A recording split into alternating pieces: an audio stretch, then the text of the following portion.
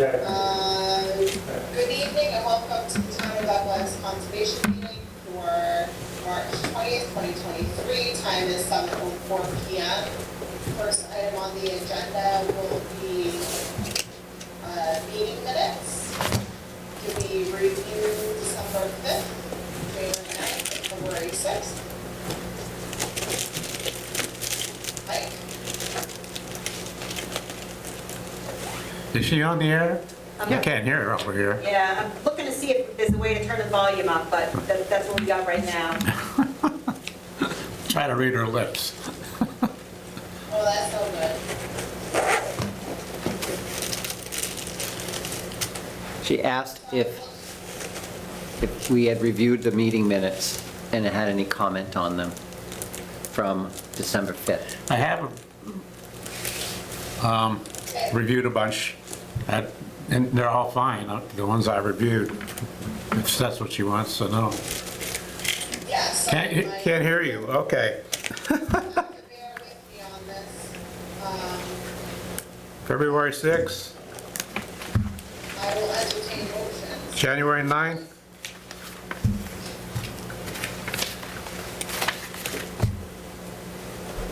December 5th. 2022.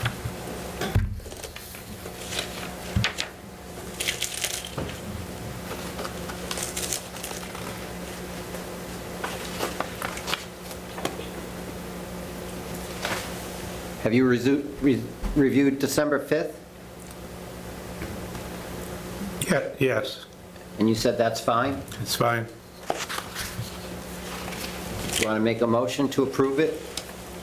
Yeah, it's hard to, you can't hear what's going on here, but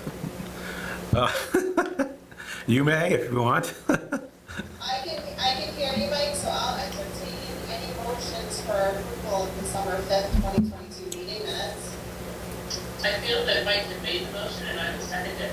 Okay, motion made by Mike, seconded by Katie Grace. All those in favor? Aye, Mike Greco, aye. Mark Mangum, aye. Katie Dudley, aye. Tracy Sharkey, aye. Thank you.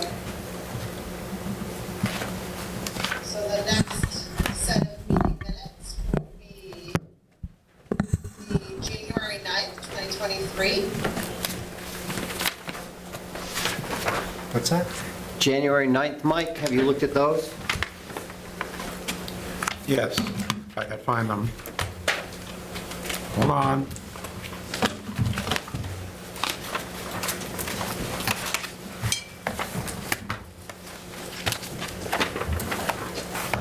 Yeah, I'll make a motion to approve the meeting minutes for January 9th, 2023, as written.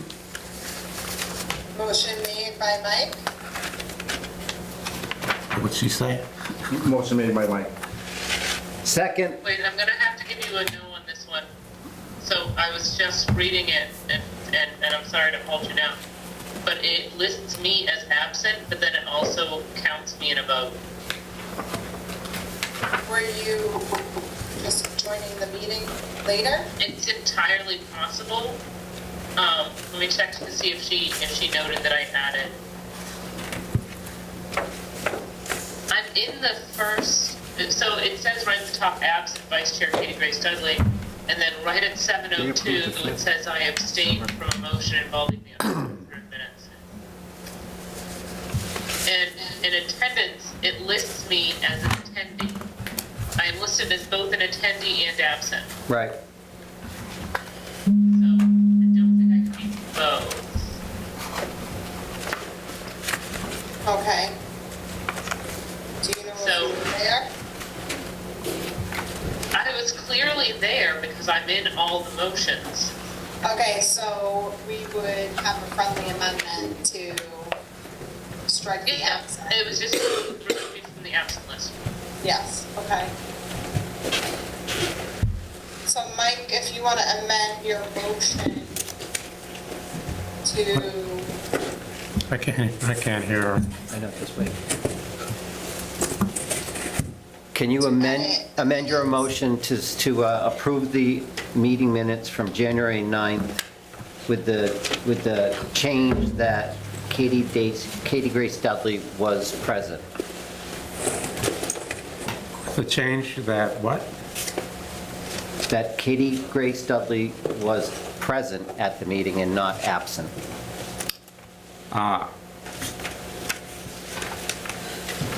So she wants a motion to that effect? Yes. Amend your motion.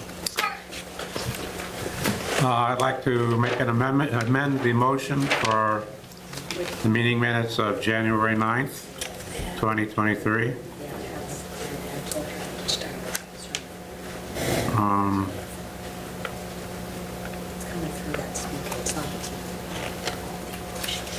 That Katie Grace Dudley was present. There you go. That, thank you.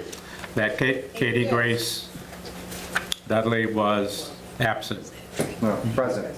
It should read that she was present. Second that.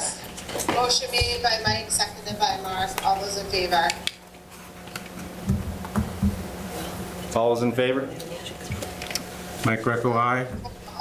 Mark Mangum, aye. Katie Dudley, aye. Tracy Sharkey, aye. Thank you. And February 6th.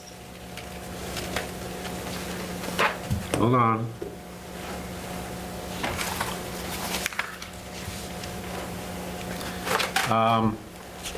I didn't see anything wrong with them either, so if nobody objects, I'll make a motion to approve the meeting minutes as written for February 9th, 2023.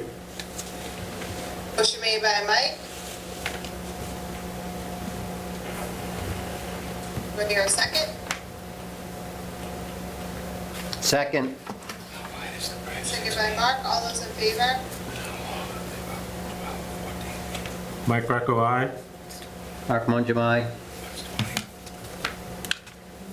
Katie Dudley, aye. Tracy Sharkey, aye. Okay, thank you very much. Okay. Next item is a review update CRG 105 and 123 Gilboa Street. See Todd's here, name and address please. Sure, thank you. Madam Chair, members of the board, Todd Maury, Beals Associates, Park Plaza, Boston, Massachusetts. What I've been asked to do is to talk about a potential breach of thing that happened at the crossing of Mumford River, the bridge installation. I was not on site when it happened. Wasn't out there, so what I did find out is that Clayco has a webcam that sits up there. It takes pictures every roughly 10 minutes or so.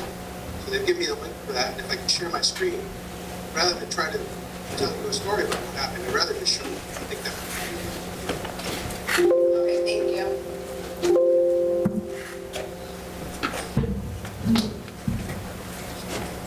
be a good share my screen.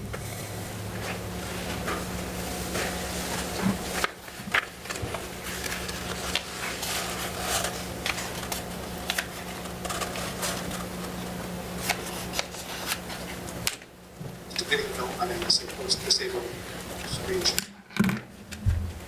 Table, if we could allow him to share a screen, that would be great.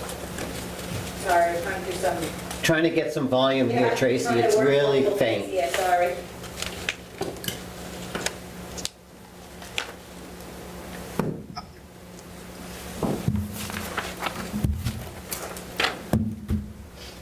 All right. So hopefully you can see this. So they've actually got two. They have one that comes back to the site, and this one here, which turns out it's absolutely perfect for what we're going to talk about tonight. So I'm going to zoom into this area here. The shot you're looking at February 16th, at about just before 11 o'clock in the morning. And as I flip through these photos, a couple of things I want you to kind of look at. What happened was a stump got pulled out. The root mass on the stump was a lot larger than we were thinking it would. This here, see my cursor, is the stump that caused the issue. But as we're going through, I'd also like you to look at this stump, these three rocks that are right off the edge of the water, this stump here, and then this those stumps over here. Just watch their position as we scroll through. So this was the 16th. This happened on the 21st. Scroll to that point. Looking through full day ones here. So here's the 21st, right around 11 o'clock in the morning. We're back out. See that they have an excavator over here. Basically, what they're doing during these series of photos is they're starting to pull that bank back just a little bit. And this line of stakes is where the flag bank was, and it's pretty much coincident with the green silt socket. They're pulling the bank back and ready to start putting in sheet piles. As we flip through, you see the excavator coming along, doing some of that work, pulling it back.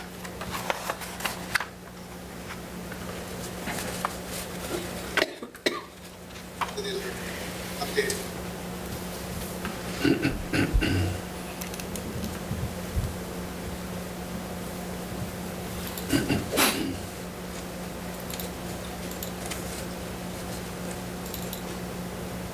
What they're creating, you start to see it come in from the left. It's basically a shelf for them to work on to drive those piles. Here's the excavator right before, got lucky with this photo, right before he pulled this stump out. You can see he's coming down to grab this stump. The next photo, he's taking the stump out. Here's the stump up on top of the bank. This is where it's slumped down in.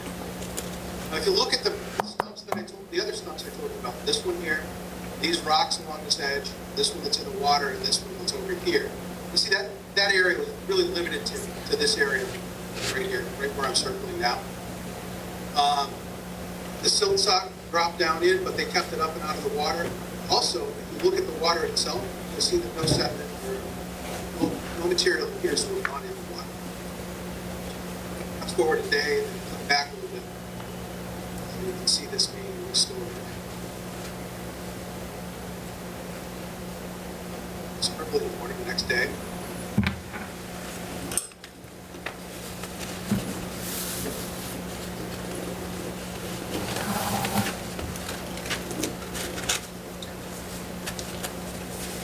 So this is, daylight wasn't great at this point, about 8 o'clock in the morning.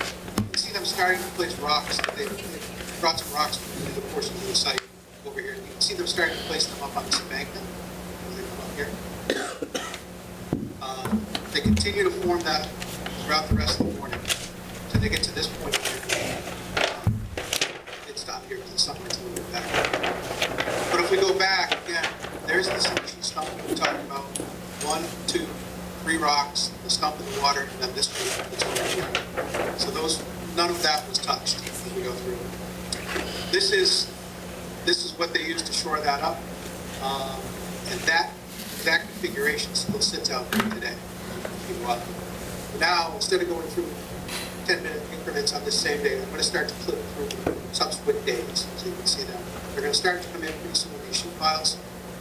Here they are. They're driving the H piles that separated through the sheets. Again, there's all the rocks, snow up on the silt sock, things being disturbed out there. Sheet piles are going in. Again, same configuration of rocks. 1, 2, 3 rocks down here, stumps over here. Exact same thing. Sheet piles are pretty much in on that point. I think they got a little bit more drive than on these bigger ones.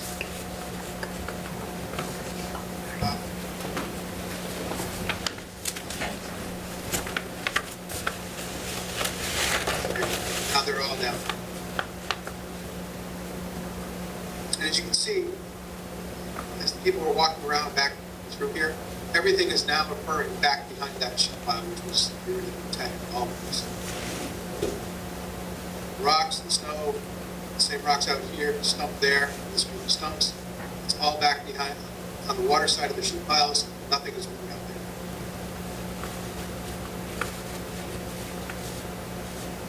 And they're starting to get ready to form up set these barriers in so they can start to drive the piles. So that's what happened. So rather, like I said, I'd rather just show you the pictures rather than try to talk my way through it, since I was not there on site when it occurred. The From the time the stump got pulled to the time this shoring went in, was less than 24 hours. And then since this has gone in, as you can see, they put the sheet piles behind it. They're not going back out there to touch those rocks. The sheet piles will stay in permanently. Nothing will get done on that side. Go back. On this side, the southerly side, now you can see they've got the piles in. Today was a bit of a milestone. They actually made their first concrete pour on this side, so they are finally starting to pour that above. With the exception of this small area right here, that got pulled because of that stump. This is gone about as good as you can have one of these kind of construction sequences go. The Playco has been on top of these guys. Everything has been occurring behind those sheets. There's nothing going to the water side of those sheets. In general, with that one hiccup being the exception, I'm very happy with the progress that they're making there and the care they're taking to stay out of that river. Any questions, comments, suggestions? Happy to keep talking. Great, thank you very much, Todd. Board, any questions, concerns regarding the progress? I have no issue. Hearing none. I have no issues. Okay. No Hearing issues. none. Thank you very much for giving us an update. Steve, anything? I have nothing. Okay, thank you. All right, very good. Katie Grace? No, I had no comments on this. I noticed, I guess just to confirm, the stump they pulled was outside of that boundary there, and it. Yeah, the top of the stump is behind the boundary. Yeah, okay. I think the root ball went underneath the stakes. Yeah, obviously That's that really was. what caused that, yeah. Okay, no, thank you. Okay, very good. Thank you so much for Oh, coming thank in. you. Have a great evening. You too. Thanks. Okay, moving forward, BWC White Reservoir, 45 Oak Street, update, review. So Art gave a letter, it's in your package in the beginning of 3. Pretty much, he said that work is starting today, and that he'll be, they're starting the construction sequence that was provided by the contractor, and he'll be out to confirm, and we'll inspect midweek this week. Okay, very good. Steve, could you get the public hearing notices ready for the new business, because they're not in the folders? Sure. Thank you, and I'm not finding them on mypublicnotices.com. I don't know if they've limited access. You want me to send them to you? Yeah, I would love that if you could. Or you could, if you wanted to just put them up on the screen. I don't know if you have them electronically. I can scan them and send them all to you real quick if you want. Okay, yeah, perfect. Next would be request for certificate of compliance, 55 Lakeshore Drive. So the commission did go out there, we did a site walk at a week from last Saturday. I think there was one major comment. I went out this Saturday, it was an outlet splash pool that had to be cleaned up and redone. So I sent some photos last week on that. Let's see if I can share one of them here. Okay. I think on Is Saturday. anyone here on behalf of this item? Is Jack here? I don't think Jack said he was going to be able to make it, but I got on the screen the, I don't know, did you see the splash pool, the photos I sent you? It actually, I don't know if you can see it, Mark, but they have a lot of real small, like, quarter-inch Right. stone inside of the bowl. And water was actually coming out pretty good out of the outlet, filtering in and then seeping through that smaller stone, the larger stone, and then coming out the backside. If that's what you were looking for, that's what they, Yeah, I wasn't expecting to see a smaller stone in the basin part, but they did do what I requested in terms of forming a bowl and having the water have to go through the rock to be able to exit the bowl area. So I'm happy with the change that was made. Okay, good. I don't think there was anything else. Nope. Well,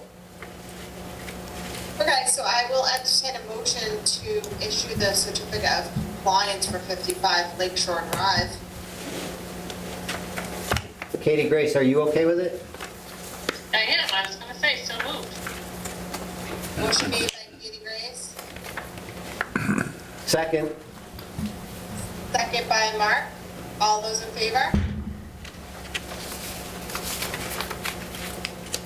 Mark Mangum, aye. Mark Rector, aye. Katie Dudley, aye. Susan Sharkey, aye.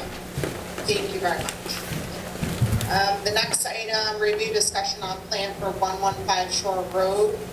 That's actually, the applicant has requested a continuance. So they are moving to the next meeting, I believe. And then new business, we did not vote on February 6th. Well, Steve is sending me the notices. Did we vote on February 6th meeting minutes? Yes, Oh, okay, we did all three, we did 3. right?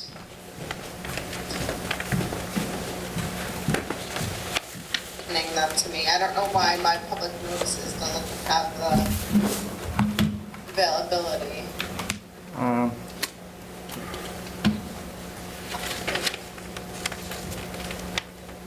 I can't access the Telegram and Gazette ones anymore. I just scanned them, I'll send you, let me just email them right to you. Thank you.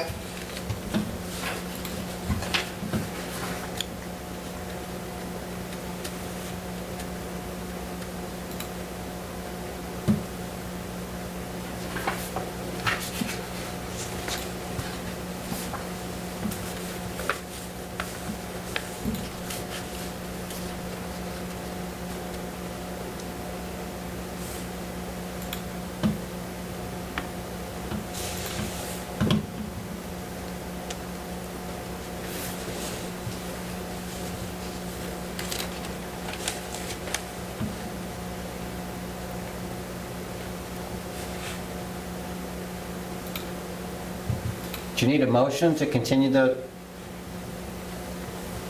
I'm just waiting for Steve to email me the public notice.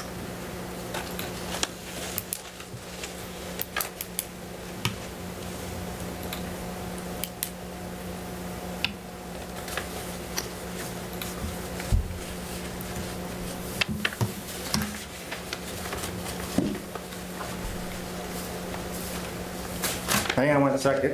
It didn't go through. You want Mark to read it, or you want me to Yeah, scan? sure, if you can, that would be Mark, great. you mind reading it? For Here, I'll do the first one. business, I can read still. Maple Street, map 190, lot 6, wetland crossings for pedestrian and equestrian trails. Wait, what? Maple Street, map 190. Did we just skip over Shore Road? Don't we need to vote on a continuance? Yeah, we don't need a vote. We don't, okay. Discussion. All right, Yeah. never mind. All right. Public notice for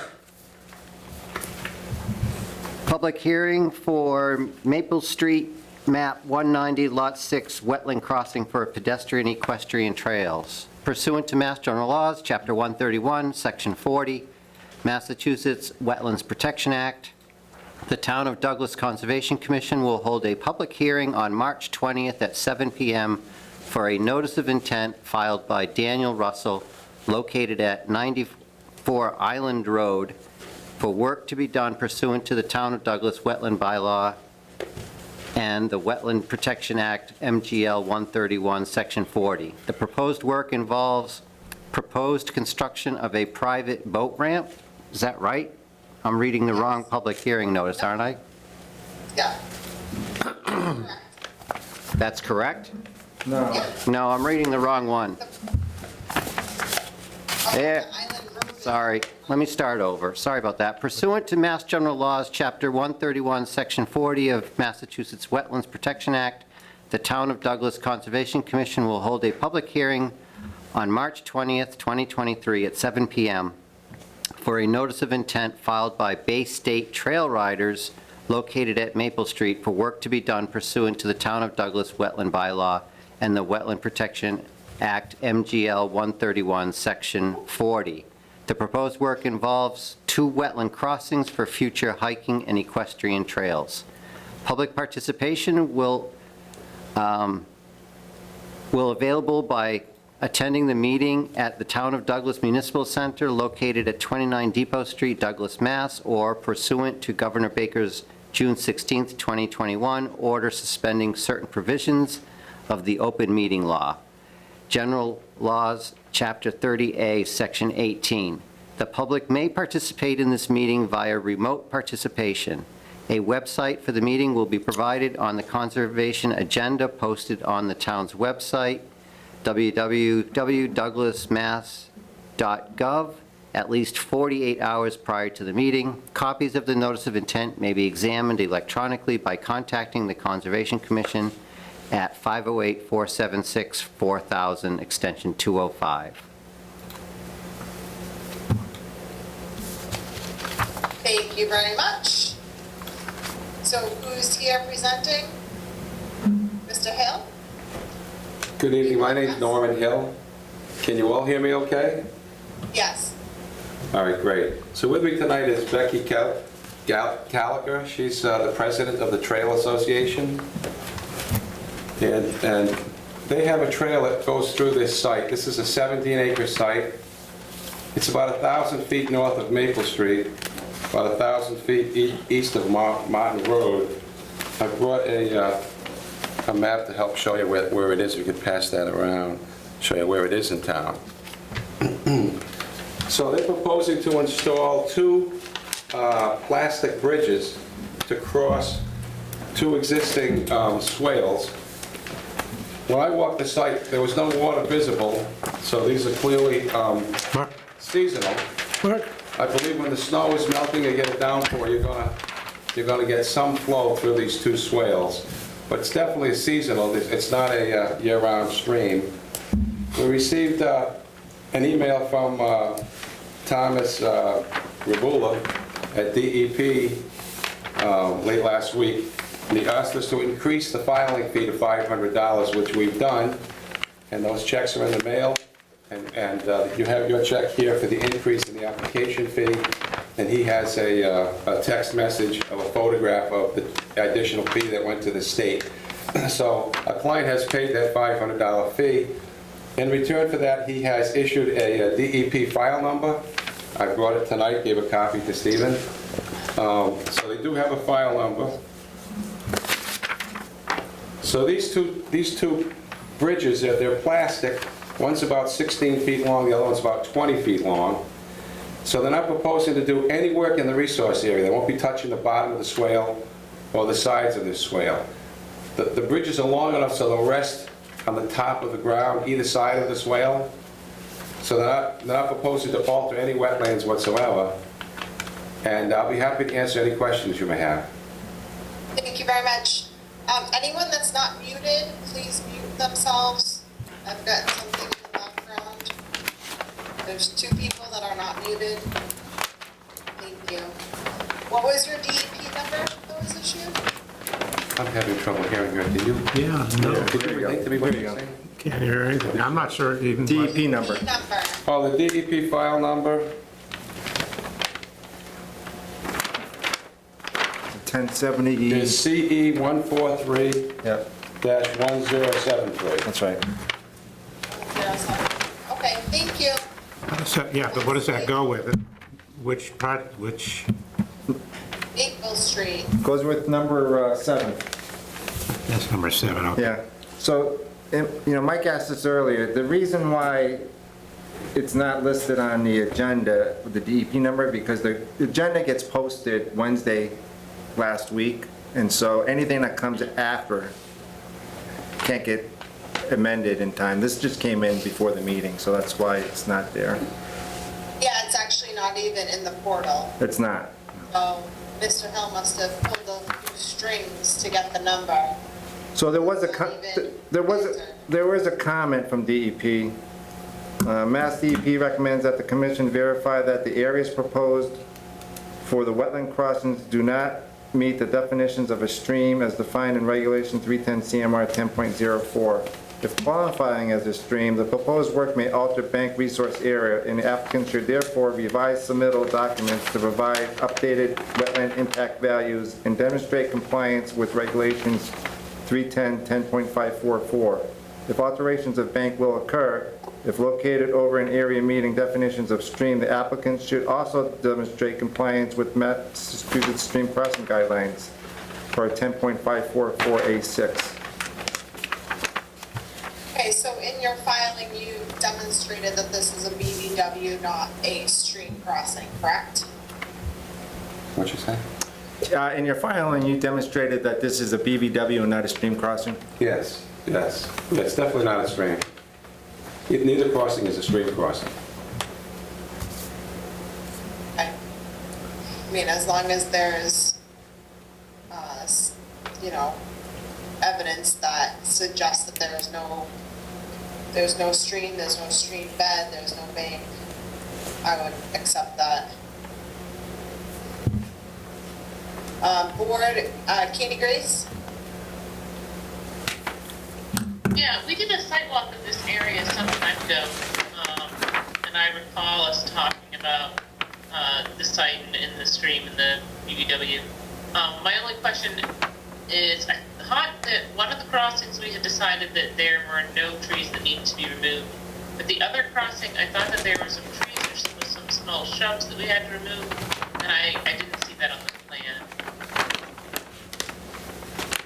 That could be an accident.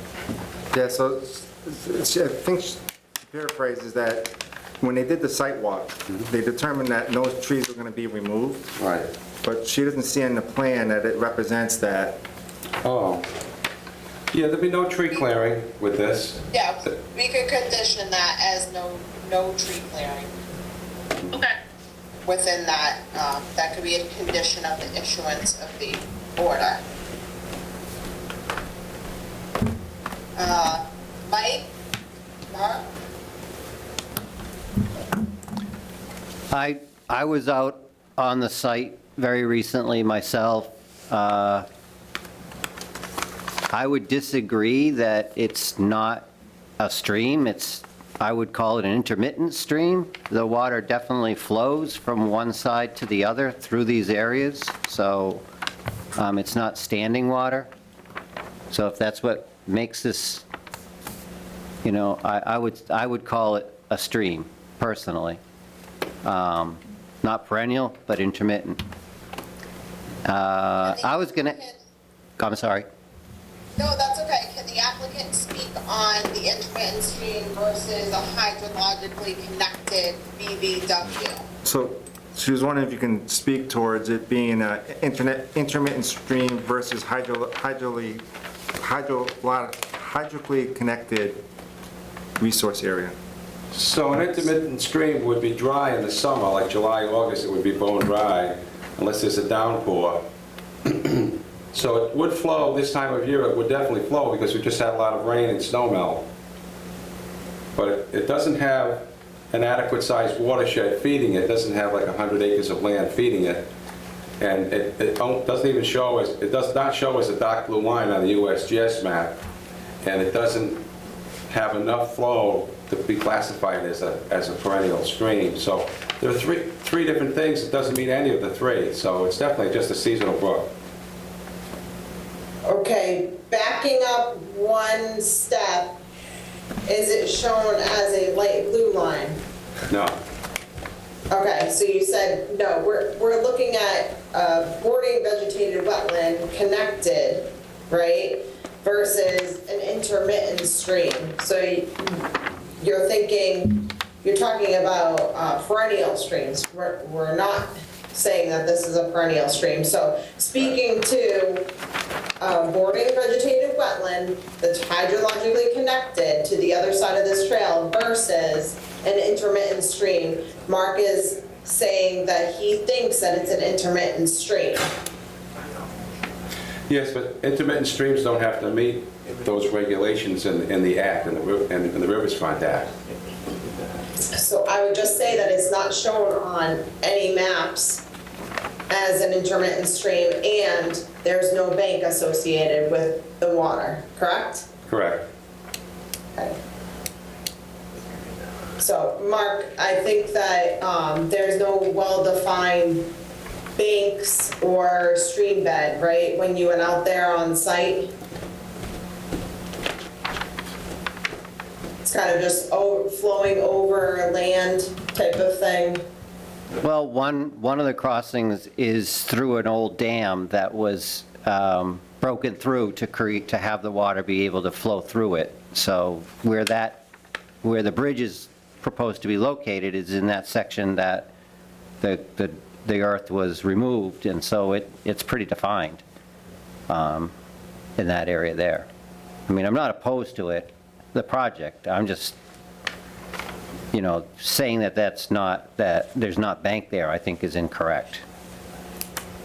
Right, like in the specific areas shown on the screen right now, there is a very well-defined bank because there has been, activity in the distant past. Right. And it creates flow there, right? Because it's narrowed the wetlands. The previous activity makes it act like a stream. It's got a clear bank and a clear flow rate. And what's the length on that? Do we have an approximate length where it's channelized? Yep. About 15 feet probably. So, it's not even. According to Mr. Hill, though, let's say for sake of argument, it's bank. It's an intermittent stream. Are you disturbing any bank? No, they won't be disturbing any bank. Right. So you can see, as a DEP comment, you can demonstrate it's intermittent stream, you can demonstrate that it has bank, and I think they're asking for a documentation that if he was gonna be disturbing banks with, with the traditional crossing, then you would have to file for that and upgrade your resource area, but if you're just spanning everything all together. And we're not going to alter it, the bank. Okay, so no alteration of bank. Correct. So that's kind of where DEP was leading. And Mark, you're saying that the application doesn't necessarily qualify that this is a bank, but there is no disturbance. Correct. Okay. Okay. Well, my next question to the applicant would be, I'm not seeing anything on the plan as to the ends of the bridge, how they are supported. What's the foundation? So, on that crossing where there used to be a dam, there are some granite blocks nearby. So they're going to go out, 2 or 3 people with shovels, and just dig a hole in the ground, maybe a foot deep, put those blocks in the ground.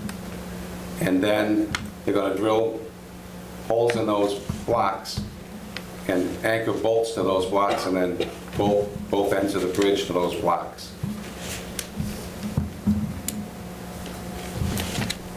Steve, could you zoom out on the plan? We just want to be very clear on the construction sequence and how, if we could go into the general notes, maybe? So no heavy machinery, no disturbance of the bank.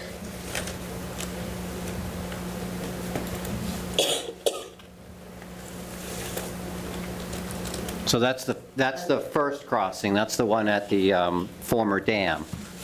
What about the other crossing? What's the foundation to be used at that? Becky, what are you going to use for the foundation for the other one? 6 by 6 by 8 foot recycled plastic timber. Some recycled Plastic timber. plastic timber will be sunk in the ground, and then the bridge would be bolted to those. So horizontally, just going to go on the ground maybe 8 inches or 10 inches. It's 6 by 6, so it's going to be, Won't even be in the ground 10 inches, maybe 6 inches into the Yes. ground. Yeah.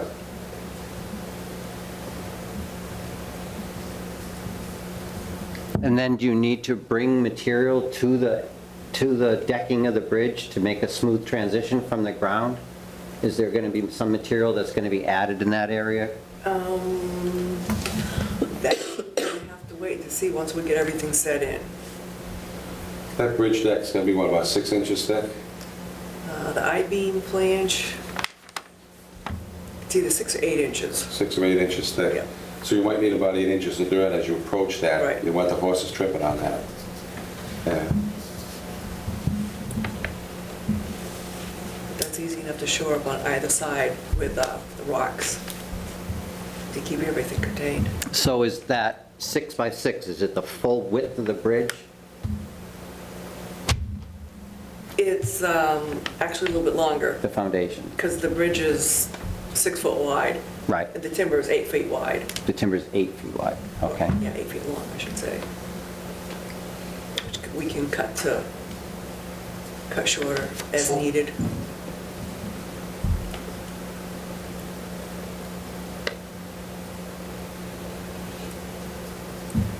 Do you know if there's a facing on the bridge so that when you bring material, it's going to have something that it's going to butt up against? If you bring There should be, material yes. up against it? Yep. Because I'm not seeing that on the detail, because I only see it from the front. I'm not seeing a side detail for the bridge. But that would be necessary. You'd have to have, I agree with you some on that, yes. material, or that foundation beam is going to stop material, but up above it, you don't want an opening there, and have that material to spill through, so. Okay, so we could make, we could condition the approval subject to submitting the details for those two foundations for the crossings. That'd be If fine. they're not shown anywhere on the plans? No, that would be fine. Okay.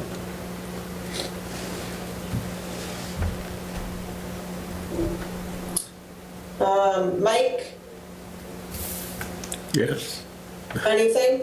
No, sorry, Okay, no. right. Steve? Nope. Okay. Anyone in the audience have any questions or concerns regarding this hearing for Maple Street equestrian pedestrian trails? Anyone in the audience? Hearing none? Okay, so I'd like to get some more information submitted before the release of the order for the construction and foundations for the crossings. Board, are we in agreement on that? I'm in agreement on Yeah, that. we'd like to see the construction detail for those two crossings that, as Becky just described, added to the plan. Right, and I would recommend, just to comply with DEP, just update the order, the notice of intent that it is intermittent stream, but they're not disturbing. He can put down, you're not disturbing any bank, and how you're complying. Okay. Case, But is it meeting the requirements of an intermittent stream? I thought it wasn't shown on any maps, well, it and it doesn't, doesn't have It doesn't the have- characteristics. it doesn't need to be shown on a map to be intermittent. Intermittent. It just has to have characteristics of a channel and bank and hydrically connected, which it does.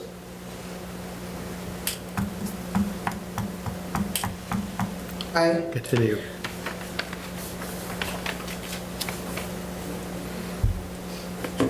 All right, so board, can we close this hearing with updating all the information and issuing it with those conditions? Yes, so moved. We're fine with that. Motion to close the public hearing. Okay, motion made by Katie Grace, Second? second by Mike. All those in favor? Mike Greco, aye.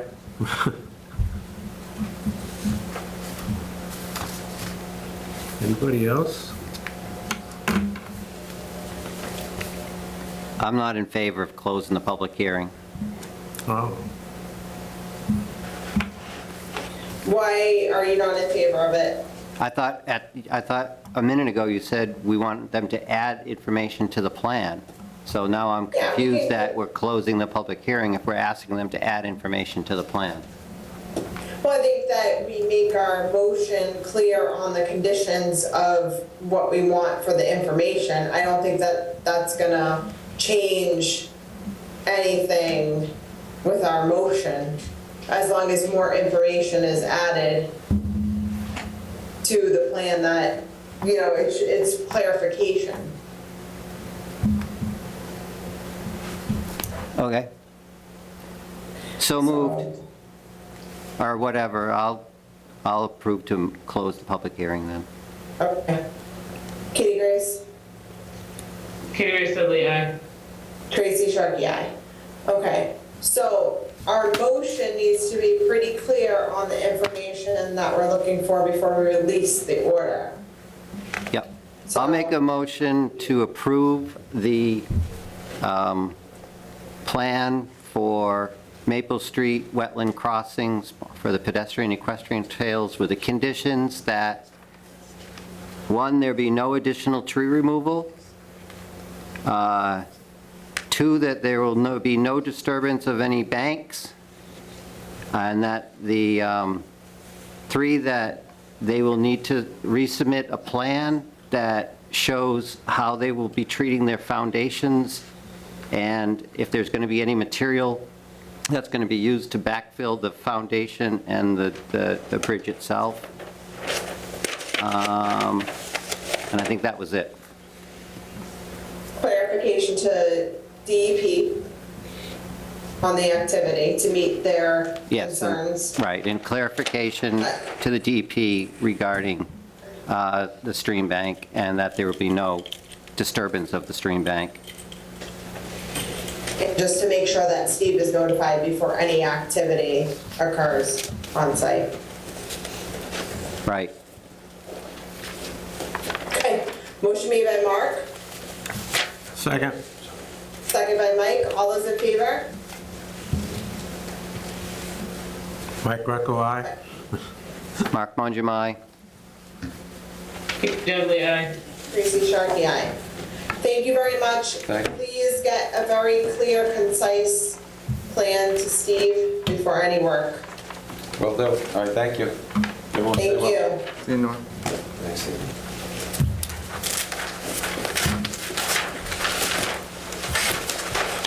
Okay.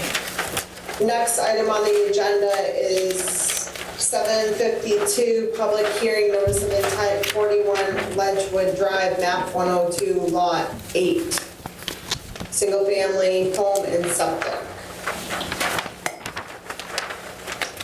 This is next. Did you ask for continuance on this? Did you ask for continuance on this? Did you get the public hearing one? Did you get this one? Oh, okay. Mark, if you could read the public notice, that would be wonderful. I don't have it. Yeah. Oh, I thought we were continuing this one, but I guess, didn't you ask for continuance? Because the notice didn't go in? No, it wasn't this one, it was another one, but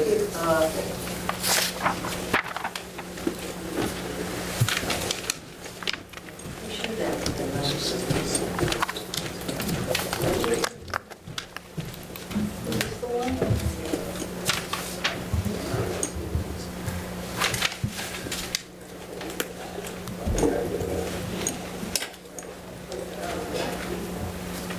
What is this, 7?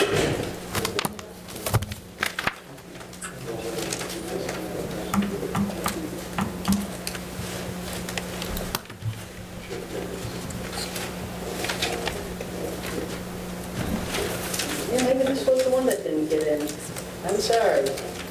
Yeah, right here, here's your email.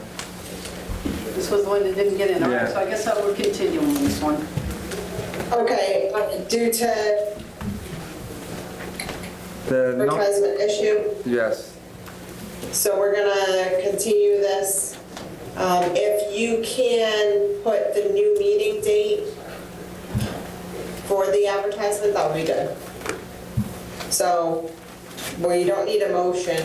We're going to continue to April 10th, 2023 Correct. on that item.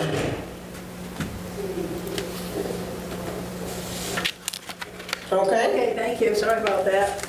No, that's okay, thank you. Yep. Next item, 754, public hearing, notice of intent, Bald Hill Road, map 215, lot 7.1, single family. Legal notice for public hearing pursuant to Mass General Laws, Chapter 131, Section 40, Massachusetts Wetlands Protection Act. The Town of Douglas Conservation Commission will hold a public hearing on March 20th, 2023 at 7 p.m. for a notice of intent filed by Ralph and Karen Massa, located at Bald Hill Road, for work to be done pursuant to the Town of Douglas Wetland Protection Act, MGL 131, Section 40. The proposed work involves construction of a single-family house, septic system, roadway widening, and associated site work. Public participation will be available by attending the meeting at the Town of Douglas Municipal Center located at 29 Depot Street, Douglas, Mass., or pursuant to Governor Baker's June 16, 2021 order suspending certain provisions of the open meeting law, General Laws, Chapter 30A, Section 18. The public may participate in this meeting via remote participation. A website for the meeting will be provided on the conservation agenda, posted on the town's website, www.douglas-mass.gov, at least 48 hours prior to the meeting. Copies of the notice of intent application may be examined electronically by contacting the Conservation Commission at 508-476-4000, extension 205. Thank you very much. Who's here on behalf of the applicant? Good evening, I'm Kate O'Donnell. I'm from Ecotech, and I'm the representative for Ralph Massa, who's also present if you guys have any questions about the property. The wetland resource areas on the site were delineated by Ecotech and consist of a bordering vegetated wetlands, which are shown in green on the site plan here, as well as an isolated wetland, which I'm showing in pink on the plan. The proposed work is to construct a single-family house with an associated paved driveway, septic system, and associated site work. The majority of the proposed work is outside of the 100-foot buffer zone, which I'm showing in orange, including the entire house structure, the majority of the driveway, the majority of the septic system, and also proposed is the road expansion, which is the town required the expansion of the road as well as the turnaround here for emergency vehicle access.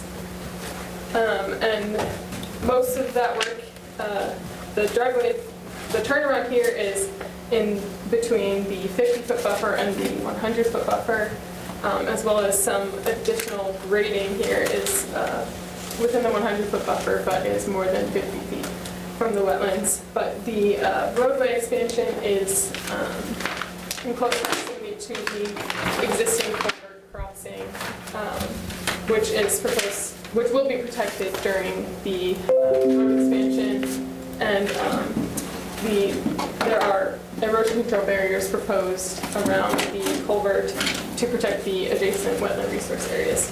And also we're proposing silt fence and straw wattle erosion control barriers around the limit of work. I think that's it. So if you guys have any questions, feel free to let me know. Thank you. Steve, if you could give us an overview, did you do a site visit on this? Yeah, well, I did go out there. It's mostly, I didn't take any videos because it's mostly wooded, but it's on like a little knoll, and there's kind of surrounded by wetlands, and there's a culvert before and after. I think it's There's another one. and then there's a house, There's a house. Coupler's old house, old property is up there. I did give her the template, the comment template sheet, and she revised the plan, putting the 50-foot buffer on there, the stockpile on there, and the distance to the wetlands, all the appropriate filings, the butters list, the public hearing, and did we get a DEP comment letter? I think so. Yes, no comments. No There's comments, no yeah. file So I numbers. think most of the work is, the house and everything's outside the jurisdiction of the commission, with a little bit of grading. Okay. Yep. I think there's a little bit of grading within the 50-foot. Right here, and a little more here. And Okay, board, any questions, concerns? Mike? I'm okay. Mark?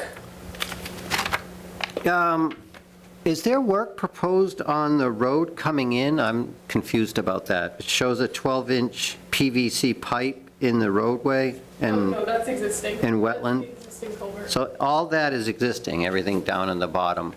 Yep, the road is existing, it's an existing gravel road, but they're going to expand the footprint, I think 10 feet. They're just gonna add more gravel to the sides. to- Doesn't that impact the wetlands? No, it'll be outside of the wetlands, but within the buffer. And there's a erosion control barrier between those, and the distance is provided on the next page. So is that work included in your calculations as to wetland impacts? There's no wet, it's outside of the BVW, there's no wetland. All right, wetland buffer impacts, is that included in your, I'm not sure. It's part of your filing is it part of the filing? to do the road work. Yeah, it's associated. Is that what you mean? Yeah. I'm not sure I understand. Yes, I'm trying to figure out if that is part of this application, if it's Yes. associated with this application. Yes, in the notice of intent, I wrote a roadway expansion as part of the proposed work. So on the comments, widening of existing gravel road to provide emergency access to proposed single-family residence. That's what the comments from DEP have. But the full application, the full scope of work is, in addition to that roadway, everything else that's within the jurisdictional area. Or did you, I mean, what does your application state for the notice of intent? It's right here. if you What need does it. it state? What does it state? Because DEP has just the widening of existing gravel road to provide emergency access to proposed single-family residence. Is that what you wrote? Do you want the description that I wrote in the project description on the notice of intent? So general Yeah, construction the day. scope of work. Yep, construction of a single-family house, roadway widening, and associated site work. The majority of the Okay. house and associated site construction is proposed outside the 100-foot buffer zone. It's Evertech's understanding that the town requires that Ball Hill Road be widened for emergency access. The existing culvert will be protected and erosion controls will be installed, inspected, and maintained until work is complete. Okay, thank you.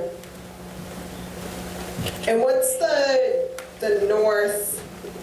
northeast corner to square above the septic The proposed. reserve area? Oh, reserve area, that's a secondary location for the septic system. No, proposed future barn. Yes, that will require a filing in the future.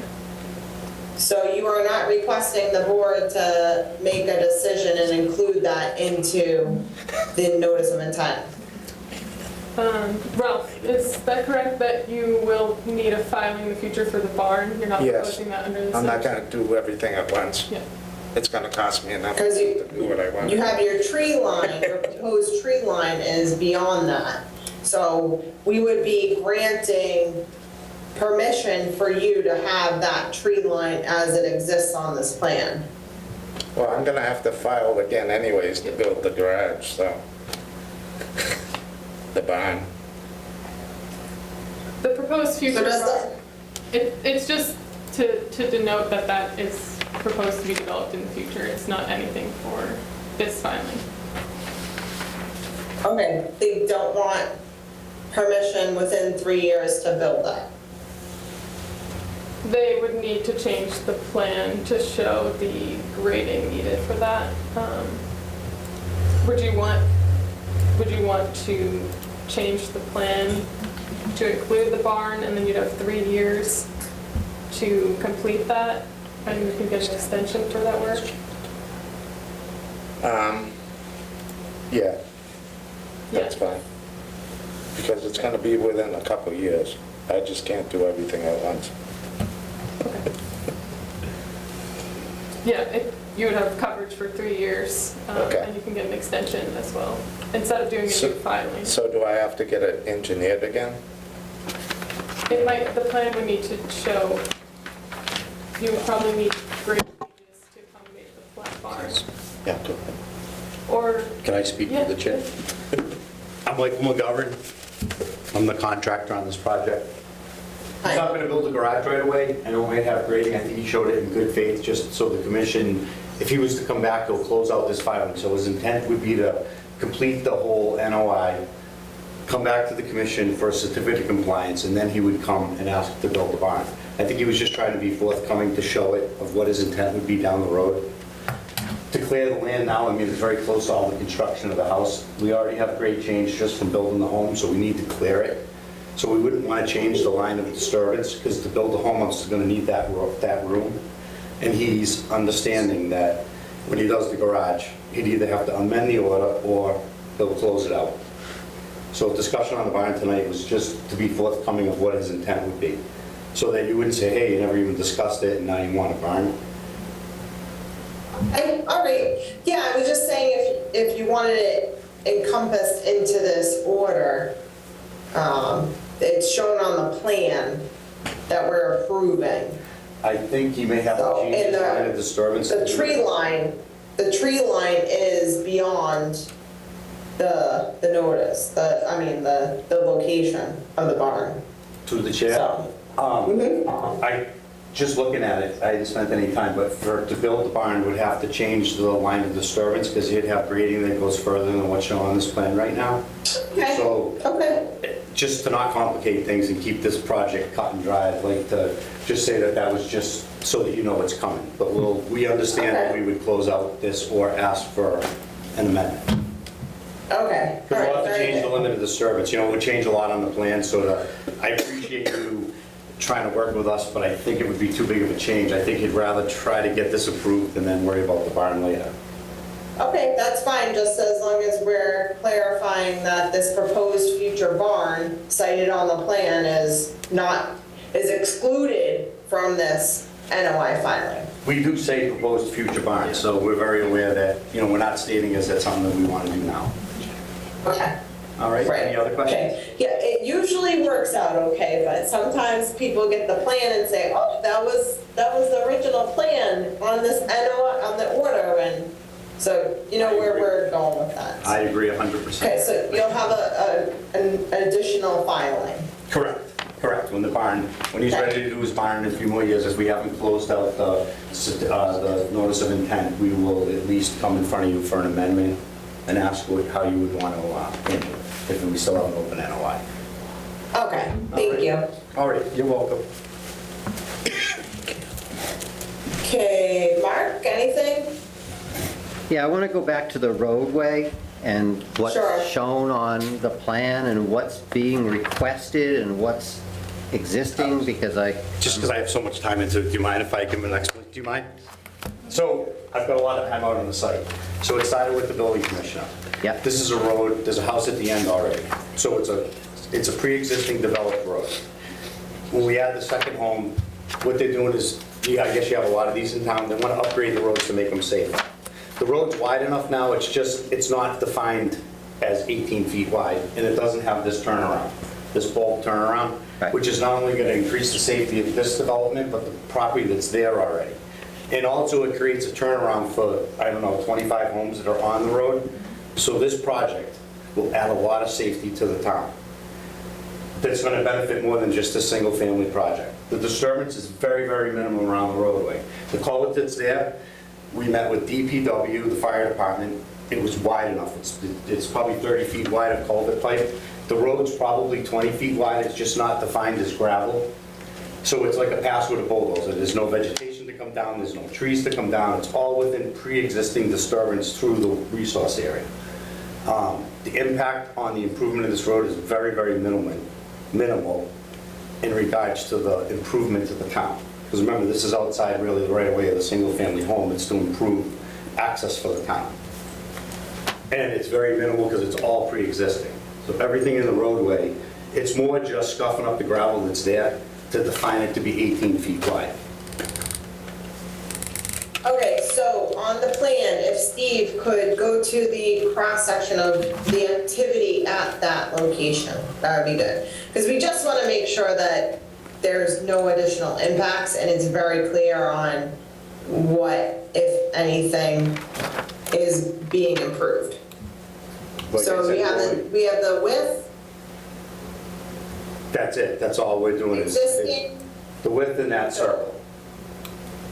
the existing is, what's the width existing? It's 12, and it's gonna be 18, so it's 6 feet wider than what's there. But there's probably 30 feet cleared. Okay, so it says proposed 13 feet clear, proposed 12-foot wide traveled way on the plot plan. Because I believe that's what's there now, but the town's requiring 18, right? Did I say it correctly? Town requires 18. The town required this of us. Okay, that's not what the plan shows. The plan shows existing traveled way, which does not have a dimension, proposed 12-foot wide traveled way, and then the clear way is 13-foot plus. Then I apologize, then that's what the town required, because this was approved by the fire department and the DPW prior to coming here. I think it's Yeah, 12 feet. at the culvert. 12 feet, not 18. I believe it expands, when you go beyond the culvert, it expands to 18 or 20 feet, but in the vicinity of the culvert, it's gonna stay about And that 12. was because of impact, right? Yeah, to stay out of the Minimize BBW, impact. to not impact existing culvert. And that's why I have 18 in my head, because that's what they're requiring. Yeah, 18 beyond that section. I think the next page is. So in the area between the wetlands where it's necking down, there's some symbols there. It shows like squares with lines That's connecting them, and then it has like, it looks like a wall kind of a symbol or stones. I'm just trying to figure out if that's proposed or existing or what that's all about. That must be the head wall to the culvert pipe? It's existing. No, the culvert pipe extends beyond it, so I don't know. I believe they're rip-wrapping the slope down that the culvert comes down to, but that's still outside the BPW. Does say wrap, see section, shoulder with rip stabilized prop, whatever that means. I understand, I Shoulder remember with the rip comment. stabilized proposed, must be proposed, I guess. Right, I'm sorry, let me explain. So when we were out there with the fire department and the DPW, they had some concerns of how much pipe was exposed. And if the truck was parked on the road and somebody went around and worried about the pipe getting crushed, so they asked us to put some riprap just to protect the pipe. That's how that came about. And then the dots with the lines connecting to them, that's a erosion control barrier to protect the wetland resource area. Okay. Thank you. You're welcome.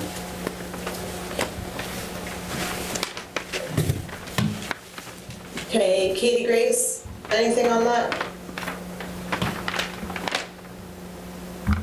Yeah, I feel like I'm struggling to read the drawing,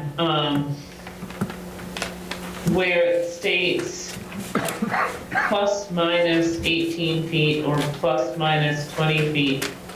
Is that a tolerance? That's the width of the road. Is that? Okay, so it's not plus or minus, it's 18 feet plus or minus whatever the tolerancing is on the roadway. So once again, I apologize. So on a gravel roadway, it's hard to say. So if we had defined pavement and we wanted to call it 18 feet, I think they're using plus or minus because if it's gravel. So if you were to actually go there with a tape to define gravel would be, I think they're just trying to, once again, give a good description of what is going on. So when they use the word plus or minus on a gravel roadway, I think it's just to not be misleading in any way, just it'd be hard to define a distinct. No, I didn't think you were trying to be misleading. I just didn't think you were using tolerancing the way that it's used in typical engineering drawings.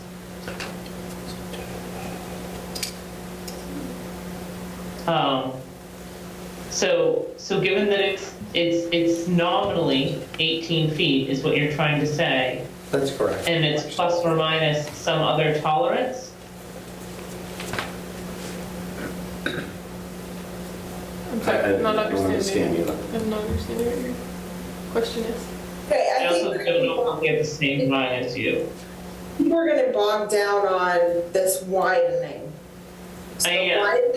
the widening at the resource area, which you're saying is not being disturbed. There's no resource area filling or disturbance. We've got, an oddly shaped BBW that goes through this pipe, channelized. They're widening it to 12 feet. To 13 feet, 13 feet, just in the, maximum at the culvert. yes, and 18 beyond that. So there, Beyond that. the letters on the roadway kind of differentiate the different sections of width on the proposed road. So between C and D, expand traveled way to provide a total of 12 feet for distance of 25 feet on either side of the culvert. Okay, so it is 12 feet at the culvert, sorry. And then it's Okay, so 18. that context makes sense, plus minus 25 feet, it's 25 feet in both directions of the culvert. Yes. Correct. So we're not. And then you've got 40-foot guardrails. So there's some improvements being made for safety at the location of the culvert. There's no filling, there's no alteration of the resource area. No. 100% no. Okay. So it's within existing disturbed area, there's no tree clearing. It's just widening for access, and the guardrails are gonna be installed. So do we have the process, the sequence, construction sequence for those guardrails? So we don't wanna be having any erosion into the wetland, BBW. There are erosion control barriers, what you say? We're going to use Technopost for the base of these poles. So it's I don't know if you're familiar with it, but it's a system that doesn't disturb the ground. They actually come with like an auger, and it just, it literally augers straight in the ground with no disturbance to the ground. And then from there will come and attach a 6x6 post. And there Is that specified on the plans? I just, I'm not sure. Just says guardrail. it just says guardrail. We could put that as a condition. Would the commission agree to something like that? I mean, they do show it. They show the depth of the post going down.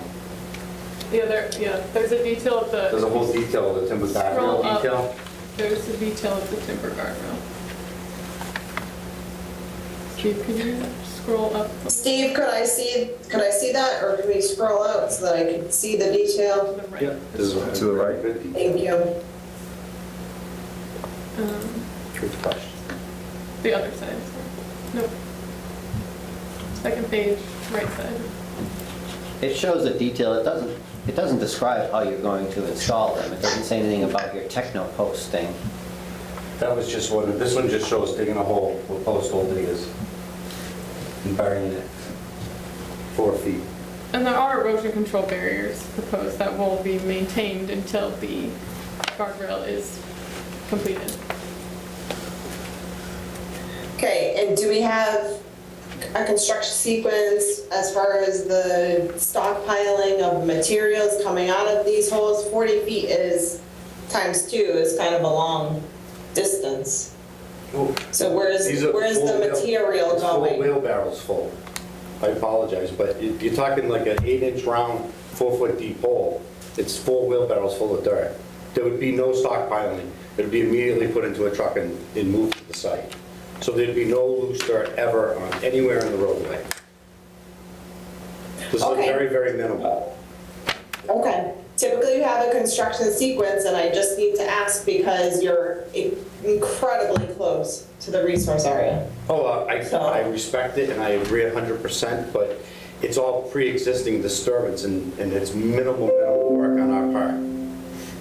It's not pre-existing because you've got 40 feet on either side that the town's requiring this timber guardrail. So I just want So to the trucks know don't drive into how the it's resource going, area what the across the process pipes. is. So that's to protect the resource Yeah, I area. mean, Those just- guardrails if- yeah. are being installed. Right, if you just submitted like a little bulletized item of how you're gonna be constructing the whole project, I think that's what she's looking for. No problem. We can do that ASAP. Before commencement of the project, we'll do a construction schedule. Would that help? Probably. That would do. Typically, we have it on the plan, so that's what I'm looking at, the plan. We've got, is that 5 foot 4 inches into the ground?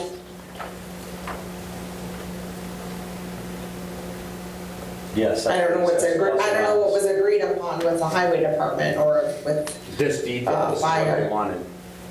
I think they actually gave us some of the details. They had had them from previous projects, so they were consistent in town. I could be wrong Yeah. about that. Quinn Engineering Oh. worked with the fire department for these details.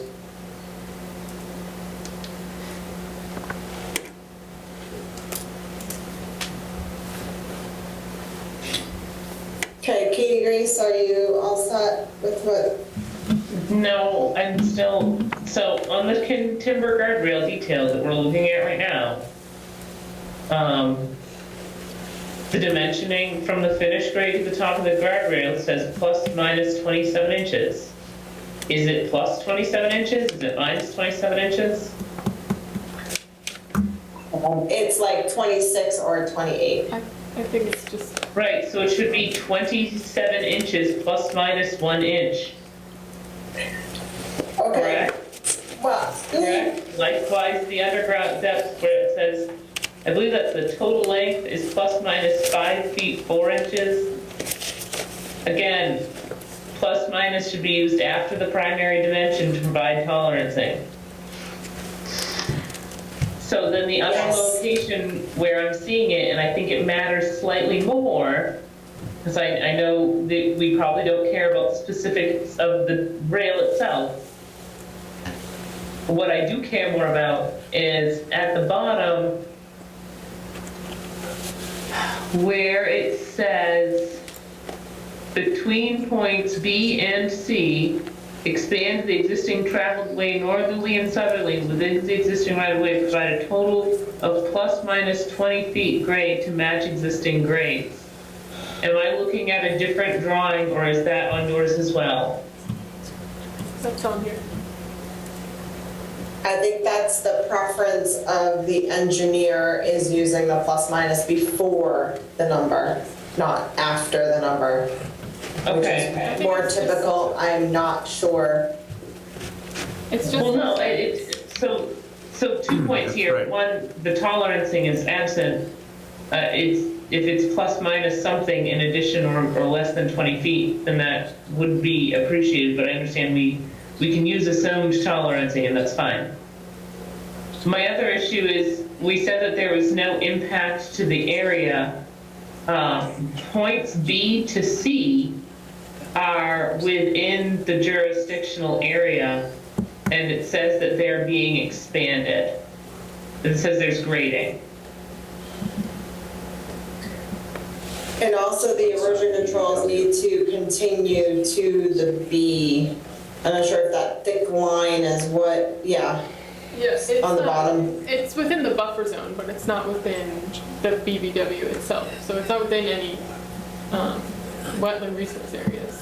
I guess a good way to assure the commission is that erosion control. The erosion control needs to extend to the extent of the jurisdictional area. Correct. So you've got, you have to go all the way to the B. I think that's the thick line that I'm seeing is the erosion control line. Yes. Yeah, so that has to extend all the way to where you're expanding the roadway on the south side of the road. I mean, I can imagine the dark line, but not sure if it's clear that the erosion control needs to extend to the B. On the south side? Yes. Okay.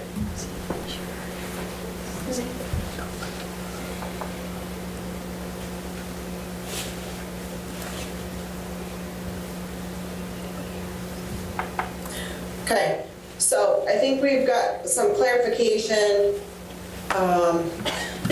Anyone else on the board, questions or concerns? No. Hearing none. Anyone in the audience have any questions or concerns regarding this hearing? Please raise your hand. Name and address. Steve, anyone in the audience? No. No, okay, okay. Board, do we want to continue this hearing? I would like to continue the hearing, because, not just because of that erosion control in the area that you're looking at right now. But it does say that there's gonna be some grading in that area. And I didn't know that I thought we said we didn't need 20 feet. I'm not sure, but I'll entertain your motion to continue the public hearing to our next meeting, Second. which is April 10th at 7 PM. Motion made by Katie Graves, seconded by Mark. All those in favor?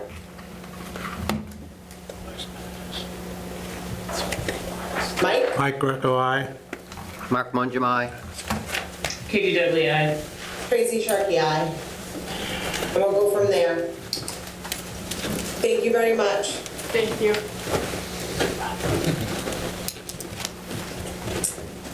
Next item on the agenda, public hearing, notice of intent, 94 Island Road, map 159, lot 63, private boat ramp. Time is 8:26 PM. Mark?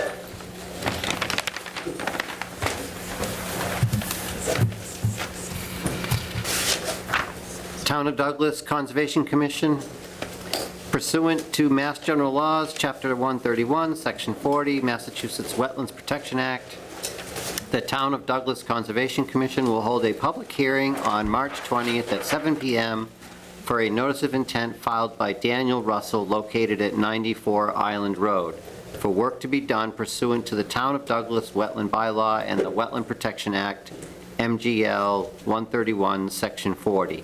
The proposed work involves proposed construction of a private boat ramp. The proposed construction activities are along the edge of Whitens Reservoir. Public participation will be available by attending the meeting at the Town of Douglas Municipal Center located at 29 Depot Street, Douglas, Mass., or pursuant to Governor Baker's June 16, 2021 order suspending certain provisions of the open meeting law, General Laws, Chapter 30A, Section 18, the public may participate in this meeting via remote participation.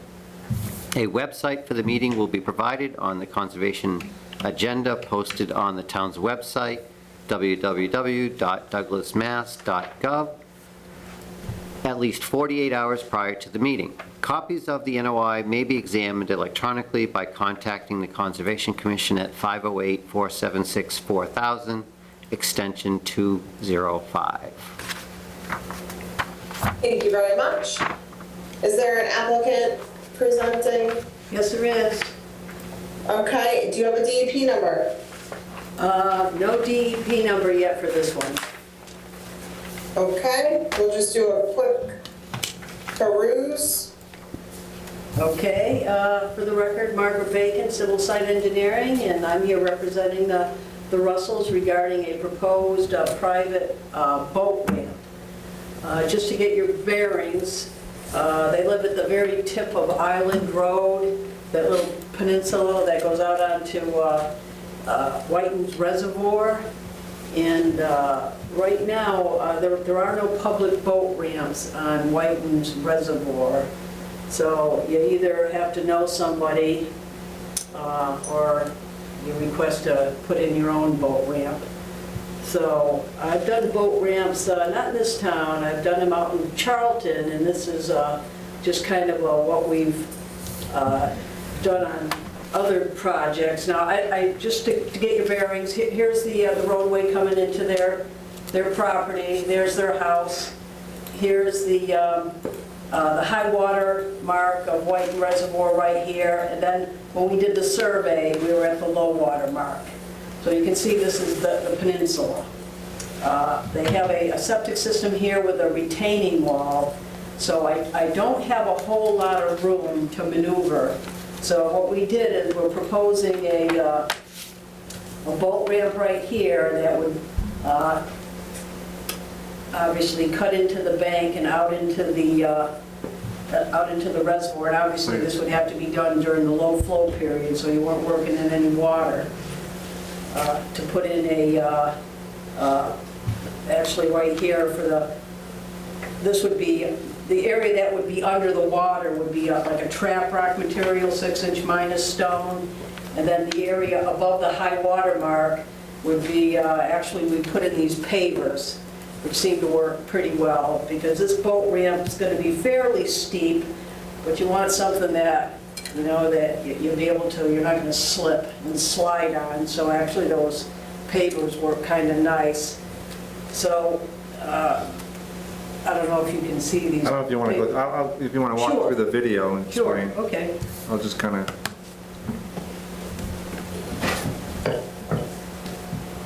Right about Yeah, here. right there, it's going straight in. We were going to try to do it diagonally, but that ended up with more impacts to below the high water line, believe it or not. So really, going straight in was really the only way to do it.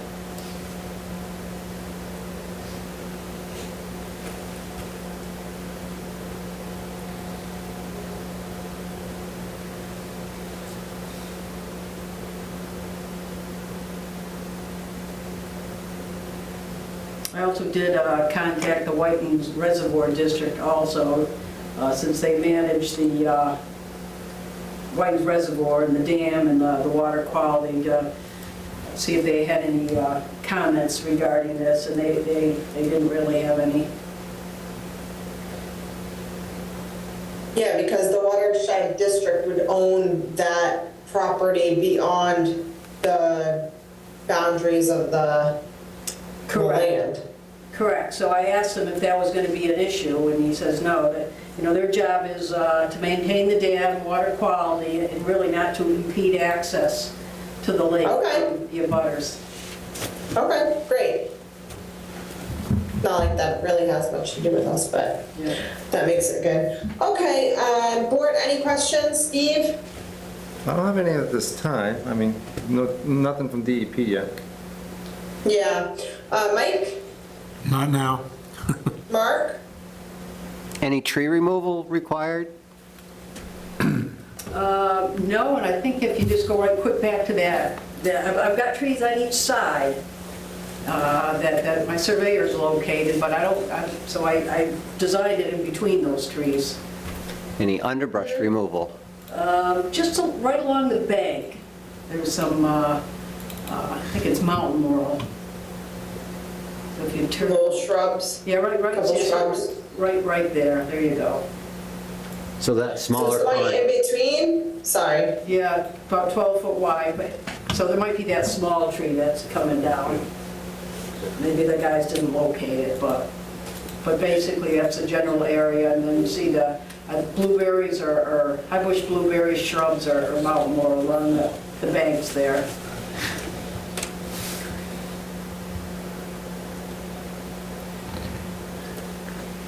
Is there any opening in the bank adjacent to this project where you could replant some high bush blueberries?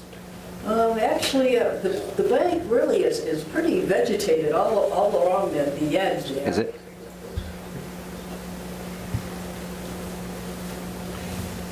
And it's like 6 feet, is it, from the driveway down to the water level? Yeah, actually, it drops off quite a bit. That's why the slope of this boat ramp, I'm at about 18%. 15% is kind of recommended. I'm at 18% because of the quick drop. Mm-hmm. But it's not a public boat ramp, it's private.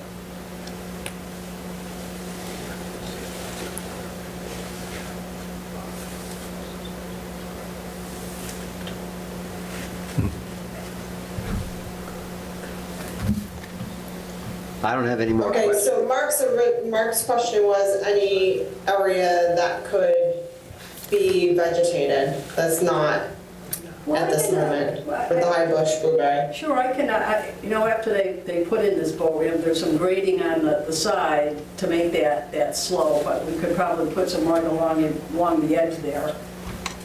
But everything else, like I say, is pretty vegetated, so I wouldn't want to disturb it. I do have one more question. So we only see the topo on this property, it doesn't really extend. Does the water, like at the top of the boat ramp, is there much water entering or coming into that area? What do you mean entering? All right. As far as the yeah. high water mark. No, I'm surface water from the north side of the property, above the property, yeah. Does that water come towards and No. into the boat ramp, or what direction is that? I would say, based on the two topo lines there, I'd probably say it went this way. I didn't really see any evidence of anything flowing this way. Because I wouldn't want to have a lot of water coming, down the driveway and down the boat ramp and into That's a the, good point. Well, yeah, so here's 96. So right there, coming down that. As far as the flow, you're saying, and any sediment getting catapulted into the water Correct. because of the ramp? right, because we're cutting to create that ramp, so we're making a nice little channel for water to That's a run. good point. It's fairly flat here, but we're continuing this anyway, so I'll come up with something to prevent, whether we put some type of a little berm, but I don't see, like you said, it's fairly flat there, not going to be a whole lot of water. From the whole area here is flat, that would generate that much runoff to go down. Towards the top of the boat ramp. Right. Okay. Yeah. just You're looking for a take- little swale or riprap area? Yeah, I wouldn't want water traveling 100 feet down a road and then going down the boat ramp. Yeah, well, that's a good point. Okay. Katie Grace, anything?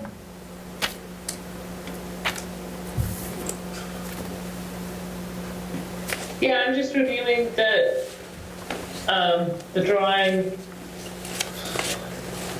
How much disturbance do you end up having by the time you've got the boat ramp and the grading, and any removal? I see there's a lot of stones there from the pictures that Steve took. So all said and done, do you, how much disturbance do you think you'll end up having on the bank? Well, I have land underwater, which is below the high water line. Over here, I've got Yep. 240 square feet. And then buffer zone, which is above the land underwater, I have 421 square feet. And I have it right over in the table there. Thank you. And I think you should just address how you're going to handle those slopes coming down to whether they're going to be like a stone backfill or if you're going to loam and seed Sure, all right, or put bushes or something. yep. Right, on those side slopes. Right. Mark, could you double check when this was advertised? The date, please? Is that on the notice? Yeah, on the bottom. Oh, yes. 3/10, March 10th. Okay, all right. The final date is 3/13 on DEP, that's all. I just wanted to make sure. Okay. Okay, All right, anyone in the audience have any questions or concerns regarding this hearing? Please raise your hand if you're online. And name and address. Not seeing anyone. Also, because we don't have a DEP number, I will entertain a motion to continue to April 10th at 7 p.m. So moved. Motion made by Mark, Second. second by Mike. All those in favor? Mike Greco, aye. Mark Mungem, aye. PJ Dudley, aye. Tracy Sharkey, aye. Thank you very much. Okay, thank you. We'll see you next time. Yep. Next item, 8:39 p.m., public meeting, request for determination of applicability, Douglas State Forest, Harvest the Dead Wood, Commonwealth of Massachusetts. Take it away, Mark. It's just a public meeting. Yes, we still have an advertisement. Do we?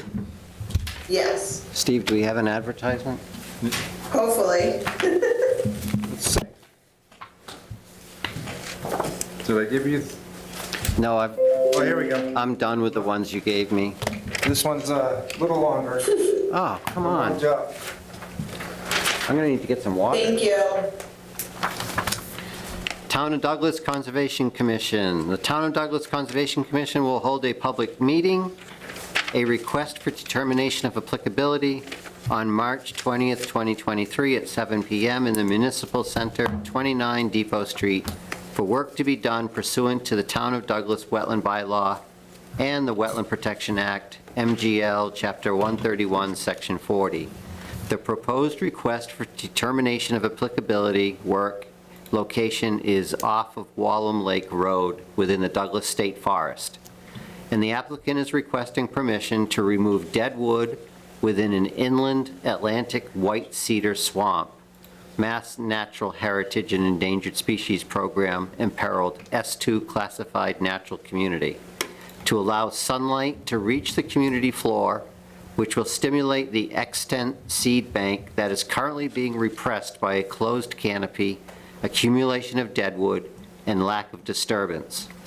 Public participation will be available by attending the meeting at the Town of Douglas Municipal Center located at 29 Depot Street, Douglas, Mass., or pursuant to Governor Baker's June 16, 2021 order suspending certain provisions of the open meeting law, General Laws, Chapter 30A, Section 18. The public may participate in this meeting via remote participation. A website for the meeting will be provided on the conservation agenda posted on the town's website, www.douglasmass.gov, at least 48 hours prior to the meeting.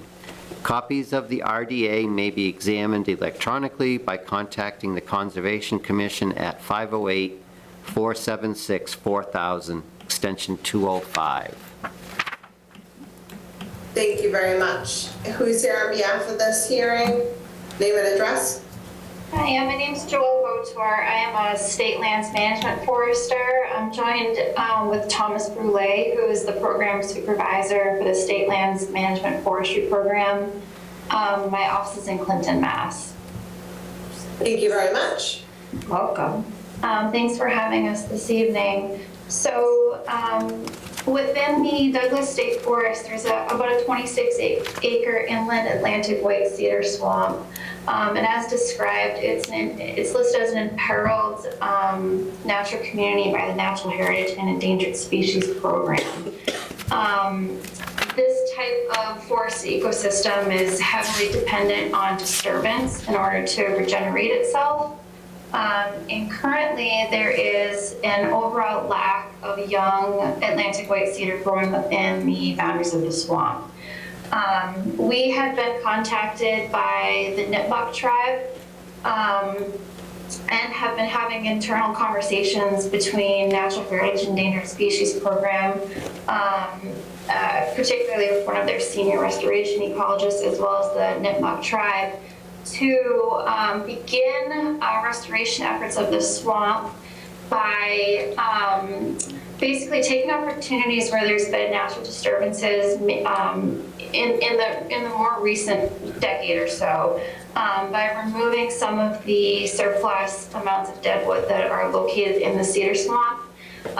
Generally speaking, these types of ecosystems would have been burned over on maybe a 100-year rotation, but the lack of disturbance on our landscape and our, particularly our suppression of wildfire, has really allowed the dead wood to accumulate to a level where we believe that it's impeding regeneration of the swamp itself.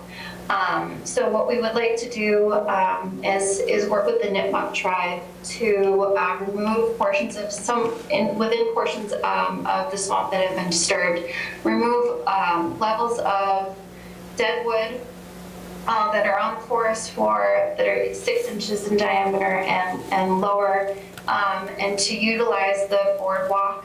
There's a boardwalk hiking trail that is inside of this swamp to get the wood out. There'll be no machinery allowed within the limits of the swamp whatsoever. Everything will be removed by hand. And everything will be utilized by the Nipmuc tribe, particularly to build their cultural huts, their cultural homes. So that's basically the synopsis of what we would like to do at this time, and I'm happy to answer any questions if anyone has any. Thank you very much. So can you walk us through the method of the removal? Because I know I'm just reading about it now. We haven't had an application concerning this Atlantic cedar. So typically they do like a controlled burn. Is that true? Well, historically speaking, pre-settlement, the landscape around the swamp could have been managed by fire from indigenous cultures that inhabited the land. And it is likely that in the swamp itself, it was either purposely set on fire or fires became widespread throughout the swamp just as kind of a natural fuel load built up enough, got hot enough where fires maybe surrounding the swamp actually were able to penetrate and go through. Is kind of the idea of the historical disturbance. But we haven't seen fire in this landscape, at least since the state forest has been owned by the Commonwealth of Massachusetts. And it's been kind of a paradigm where we've got these rare ecosystems to take them and to set them aside and to preserve them, but some of them require significant amounts of natural disturbance to proliferate. And what we do hope for is to have Atlantic white cedar growing in this swamp in perpetuity, so that would require different age classes of Atlantic white cedar growing here successively over future decades. It's not only important for the species, but it's important for the Nipmuc tribe and their cultural and perpetuating their cultural needs and their lifestyle. So we have been, as I said, talking with the Nipmuc as well as talking with Natural Heritage, just to make sure that this habitat isn't lost on the landscape, because it is so rare, it is imperiled, and there's significant cultural implications to the Nipmuc tribe as a result as well. Okay, are you applying to Natural Heritage also? So there's no priority habitat on this site. Okay. We've been talking with Chris Bulow, who's the senior restoration ecologist, so he kind of looked into that for us, and there's no priority habitat on this site right now. Okay, very good. And then the method because we've got there is on the other side, I believe. Steve, if you could zoom out, there is a priority habitat 781 is on the map, but I think you're outside of it. It's hard to tell. It's outside. Oh, okay, all right, very good. And then the method for the removal, if you could walk us through that action. Yeah. Yep, so as I mentioned, there is a boardwalk hiking trail that runs in kind of a circuitous nature off of, actually a trail that I can see on your map. I think it's that you a, have shown. that must be the coffee house loop trail? Yes, correct. That's exactly right. So the plan would be to walk in on foot using the boardwalk as much as possible. And actually, if you take the Coffee House Loop Trail and right when you get onto the Cedar Trail boardwalk, the first area of disturbance will be on the right. It's actually a really very, like maybe 200 feet down into the trail on the right-hand side. Would be the primary example of an area of natural disturbance that the Nipmuc tribe would harvest the dead wood from. They would do it by hand using hand saws. I actually don't even think they would use a chainsaw, but a chainsaw, you know, at most in terms of heavy equipment. And they would cut them up into manageable pieces that they can physically carry back to the boardwalk and up to Coffee House Loop into a leach field area that they would park at and fill up a vehicle with the wood there. Yeah, because I think Coffee House, you know, it comes down, it overlaps Spur where my cursor is. I think it's the Spur Road, which is the old ice road, which they can drive down. If they make it to this section, they can drive down. And then Coffee House cuts through the Cedar Swamp, and it meets up with the Mid-State, which is a little more rough, but it is wide. It's a lot wider than the boardwalk of the Coffee House is really a boardwalk as it goes through the swamp. But if they make it either to the Mid-State, which is close to the overflow parking, they're relatively within a half mile, because I walk this all the time. And then if they make it to the Spur Road, they can actually park vehicles on the Spur Road and get them out of there too, so. Yeah,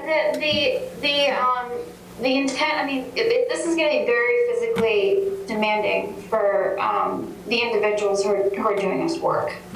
So I think, you know, the shortest point A to out of the swamp they can make it, the better. But they will be utilizing that boardwalk as much as physically possible just to reduce the impacts to the Cedar Swamp. And, you know, this is a place of significant cultural value to them, so they regard every living plant creature in that swamp in very high value. So being able to utilize that boardwalk is really great in terms of minimizing a low impact to the site. I agree. And what are you anticipating for a timeline?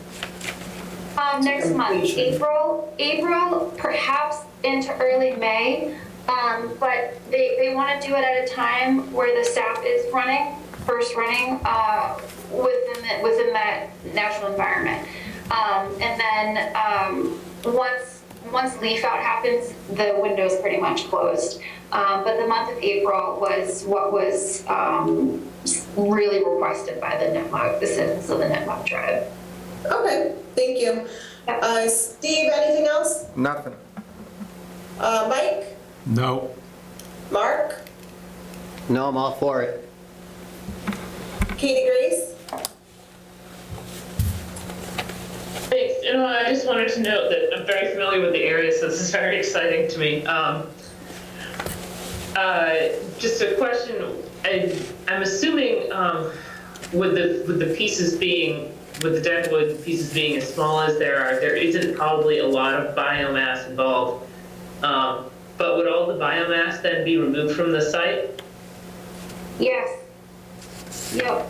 So what they will be doing is they will be removing, basically, if you can think of at most a 6-inch Atlantic white cedar that got, you know, uprooted from what I guess was Hurricane Bob in the 90s is what a lot of that had gotten blown over from.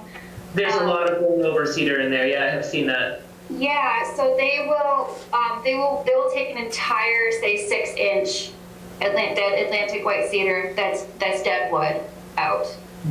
In order to maximize utilization, they have a use for all of it. Excellent. Yeah. Okay.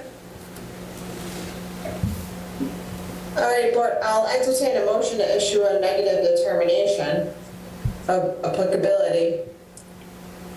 So moved. Motion made by Mark, Second. Seconded. seconded by Katie Grace. All those in favor?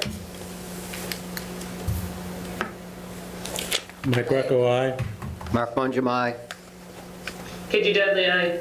Tracy Sharkey, aye. Thank you very much for your presentation. Thank you. Have a good evening. Good luck. Thanks, you too. Thank you.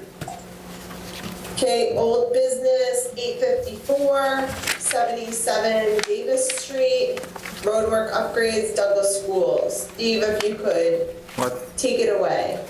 Yeah, I think the commission did a site walk with Mr. Manerick, who's about to walk up to the table. He, Oh, perfect. yep, there was some added information that the commission, we wanted a plan, so I think he submitted something today, and he's here to talk about it.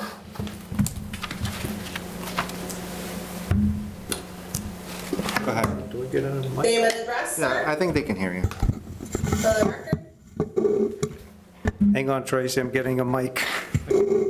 Down here, if it helps. Oh, that's okay. Bob and Eric, Town of Douglas, 107 Cedar Street, Town of Douglas Economic Development. Sunday, well, we had a site walk on Saturday, I believe, last Saturday. Yep. And Sunday, I went out, surveyed this entire section, this first 250 feet. As you know, the Highway Department laid out stakes at every 50 feet for the stations. I have those marked on the drawings, and they're at 17 feet distance for a width. We're proposing a 20-foot wide road.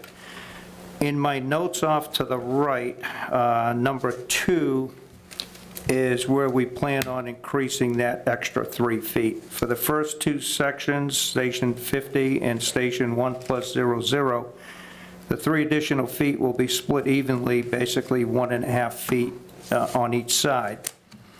At Station 1+50 is just beyond the first pipe crossing.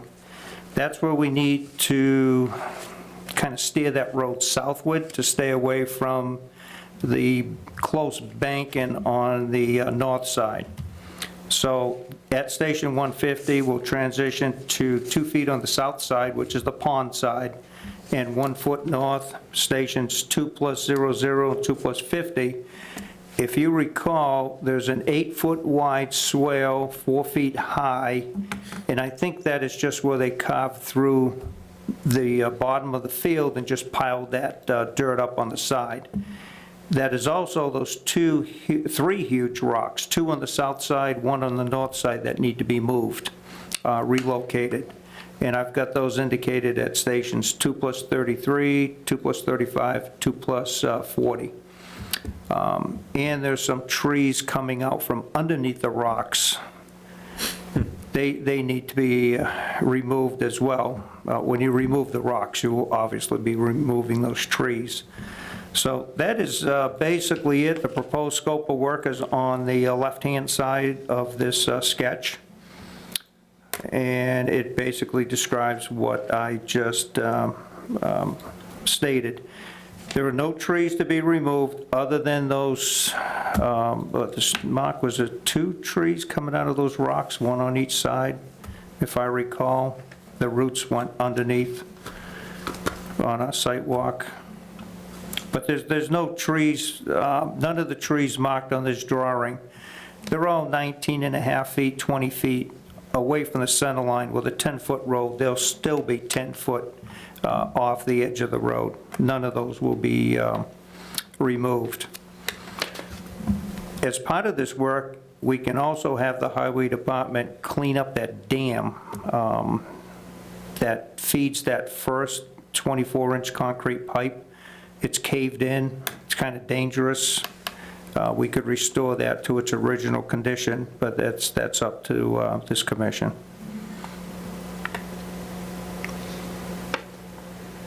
Okay, thank you very much. Board, what's our thoughts? Let's start with Steve. Any comments, concerns?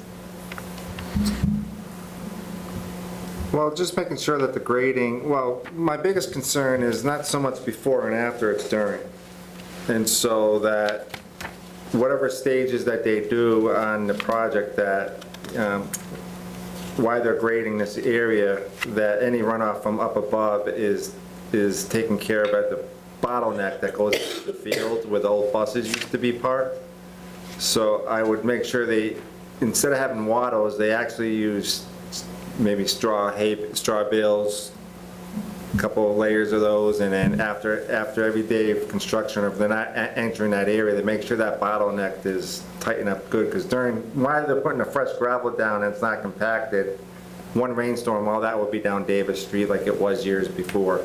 So it's while they're Do you doing it. suggest some check dams? They could, check dams would help too, I mean, Of erosion controls of the wattles? well, I would just make sure there's plenty on site, and at least having a good amount at the bottleneck where it, leads into the field, and then have extra on site. They're gonna have to look at it as it rains. It's kind of hard to put it down beforehand. Just make sure they're monitoring it. After 1 or 2 rainstorms, they'll be able to figure it out. But that's my biggest concern, not just if they see a big rainstorm coming at the first time they're doing the project, to really monitor it so they can get a grasp on how to control the runoff, if there is any. Okay, and what is our time for construction, start to finish, on the areas of the jurisdictional areas? I can't see this taking more than 2 days total. That we could look ahead of. Time for construction. Hello? When you start. Anticipated time of. That is up to the highway department when I can break them free from their existing work. Right, but we need to have some kind of parameter that this isn't going to be open and unstable for weeks at a time. Oh, we start it, we'll finish it. Like I said, within 2 days, we could do it. If we see a break in the weather next week, they could do it next week if they could get the materials. Yes, okay, I'm not talking about like to start it, I'm talking about as you're completing it. So 2 to 3 days. Yeah, if we have to put down gravel, it'll be a very thin layer just to create a sub-base, a level sub-base that will be rolled. We can do the hay bales along the side to protect the pond. Okay, and I think that cleaning out the dam is going to be expanding on your RDA request. So I would probably, I know it's a good idea, but I'd probably suggest to have that as a separate item. I understand. I mean, we could do that at your request, but we're not requesting to do it. If you want to clean it up, we'll be more than happy to do it for you. Okay. Okay, Mike, Yes? any No comment. comments or questions on this one? No. Okay, Mark? On your plan, I'm not understanding, like at station 0 plus 50, you have an indication of 17 feet at the bottom of the, That's the distance between the stakes. It's what? The stakes that are laid out right now, that's the distance between the stakes, the edges. okay. And then you have in a note that we're to disregard the stakes because you're making the road wider than 17 feet. Right. Code for fire truck road is 10 feet wide, so you need a 20-foot wide road. The highway department laid out those stakes because they thought they could just do 17 feet because of that bottleneck up near the rocks. But it is desired to do a 20-foot road through. So And your request is for 20 feet. 20 feet, correct. So 2 emergency vehicles could pass each other, opposite direction. So that's on your application, correct? Yes, Okay. I believe it is. We're just, we have to be very clear on the request from the town. What we would or would not give permission for. Steve's It's in looking at it right now. everybody's package, is Yeah, it doesn't say much. Let me get his applications right here. It says, upgrading an existing access road to create a secondary emergency access road, which will connect.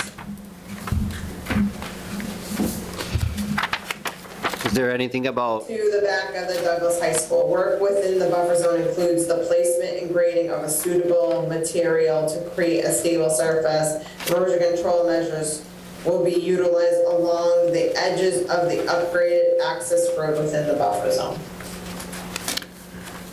So you're presenting a plan to us. With the Plan is 20-foot. For a 20-foot wide emergency access road and nothing more.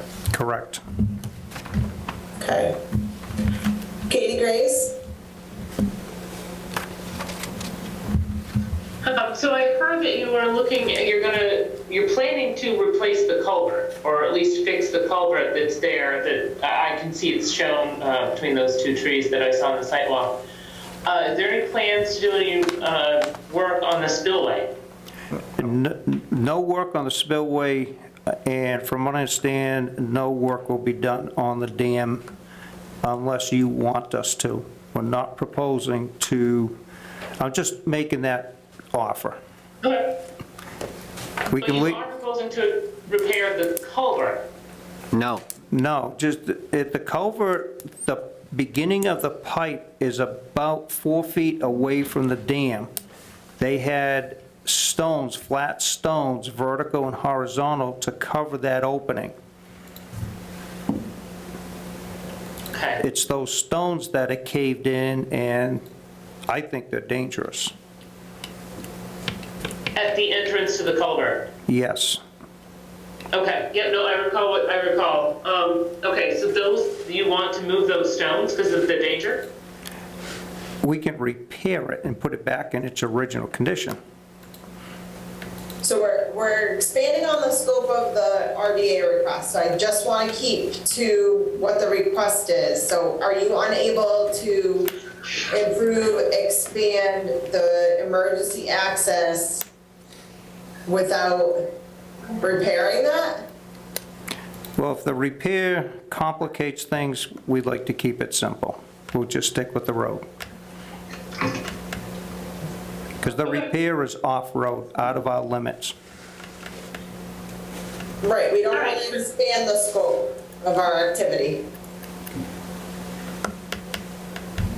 Okay, no, that's fine. So I just wanted to know what was in and what was out. Yep. So the other item that we talked about is you're removing 1 or 2 boulders near the bottleneck there. Are you still planning on removing those boulders? 3 to be exact, yes. Okay, so those are in scope. Okay. No, that's good. Yeah, I appreciate they're the actually clarification. in the 20-foot wide area. They need to be moved. Okay. Are they going to move to just somewhere else on site? Yep, Okay. Thank you. you're welcome. Thank you. Okay, board, are we ready to make a decision on this? no, I have a few more questions. Oh, is that Mark? Of course. Oh, okay, all right. I'm sorry, did I No, miss it's it? No, but you jumped to Katie Grace. Oh, okay. That's all right. My You're all right. apologies. No problem. The plan doesn't show any grading, and the whole field area up above this flows down towards the area in question. We're the- not changing where we cross. grades. But you're going to be changing it to a gravel, are you going to be excavating and then It's putting it's gravel? gravel into right the now. lake? We're putting in clean gravel. Okay, and how are you going to keep that gravel from running down and into the stream? Into which stream? There's Into no the pond into or the pond? stream that's below? I believe we're putting Work hay area. bales on the side of the road. Okay, that's for construction, but from a permanent standpoint, how is that going to be kept from running into the resource area? It's gravel now, there'll be gravel after. I don't see the question. It's not gravel, it's like a grassy field. It's stabilized, more stabilized now than it will be when it becomes, when you put material on top of it. And then we'll put regrind on top of that. Okay, I have nothing in this about what you're doing. Doesn't say, it just says. Number 9, apply 6 inches of regrind to establish proposed 20-foot wide Okay. new Well, roadway of course, this is- surface. I'm just seeing this Yeah. now. Okay. So if I could just interject, so, Bob, he's asking how you will make sure that there's no erosion that occurs from the grassy area where the bus is parked to this new area, where's the jurisdictional area. So you're saying that there's gonna be a substantial amount of gravel, the base, and it will not be eroding. Once the grindings are on, it won't. As far as the gravel, once we remove the grass, Yeah, so that's what Steve's concern was also, to make sure there's some site management for erosion on those storm events. So we want to just have assurance that no erosion will be occurring down the access way, the new improved access way. I mean, we can't put hay bales across the road because that'll impede traffic. Well, no, just during construction, that would be.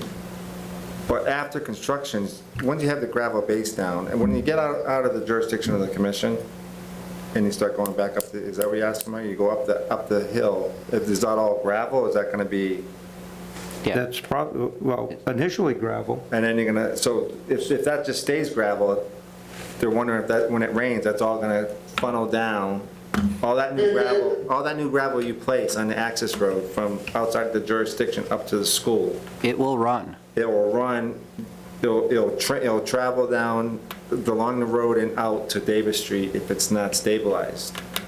The gravel itself is not gonna stay there forever unless it's got. I mean, if you crown it, the water's not going more than the width of the road.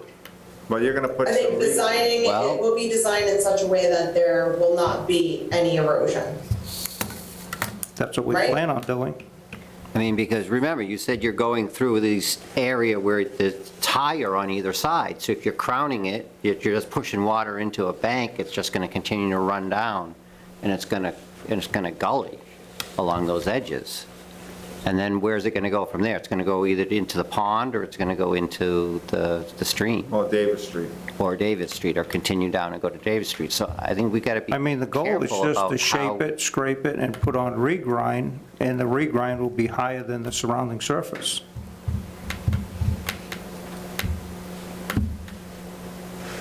Or equal to the surrounding surface. There won't be an edge, per se.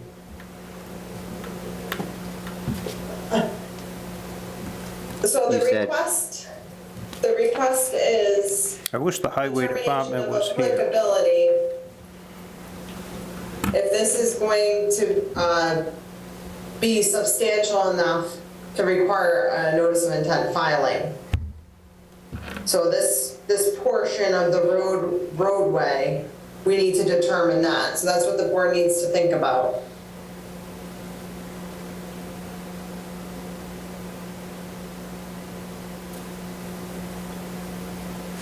So we were provided a plan and we're provided explanation on the activity.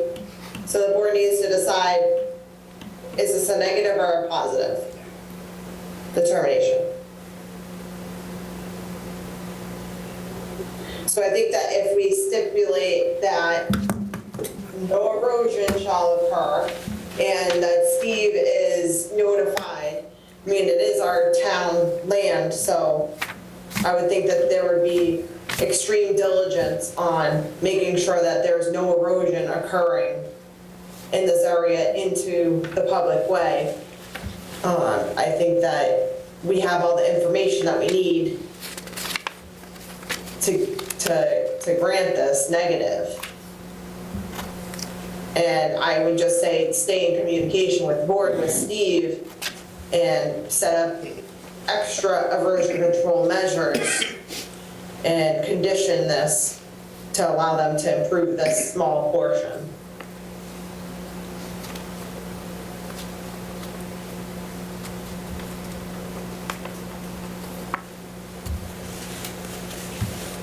Can you hear me? Yeah? Okay, all right. Katie Grace?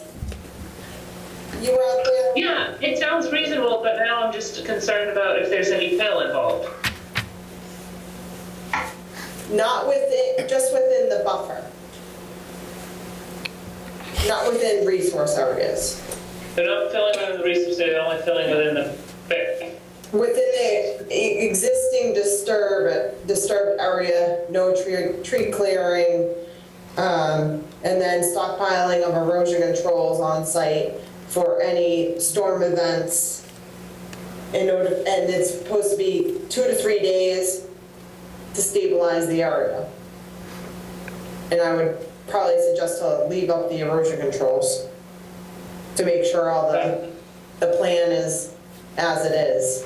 For sure. No, I want to hear Mark's thoughts. Okay. I've provided my thoughts. I have no more I heard your thoughts. thoughts. Do your thoughts mean that you think this is a positive?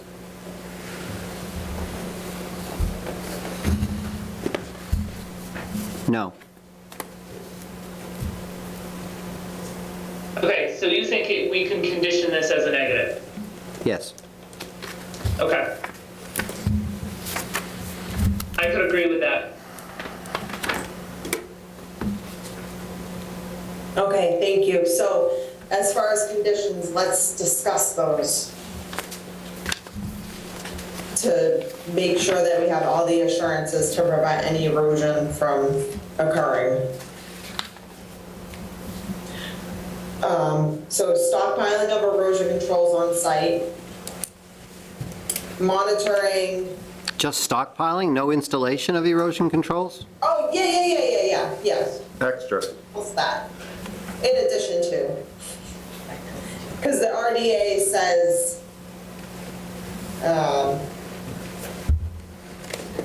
erosion controls. I mean, the plan does not show where erosion control is proposed, so how do we know, how do they know where to put it? The RDA states that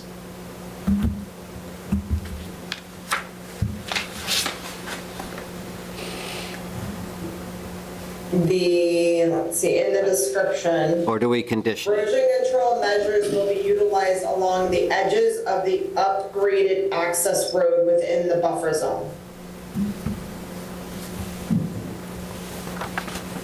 So on both sides,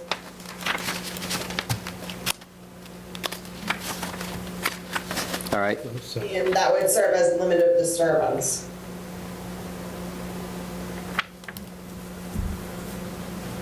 all right.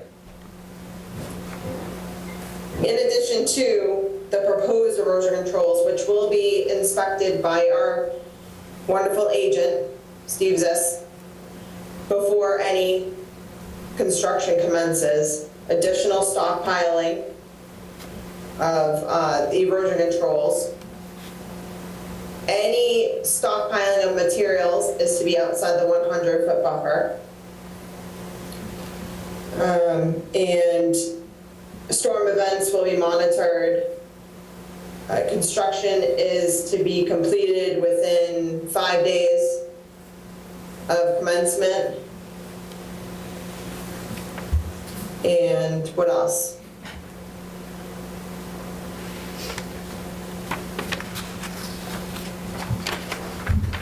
Do you want to do a chuck dam at that edge from where the buses are parked?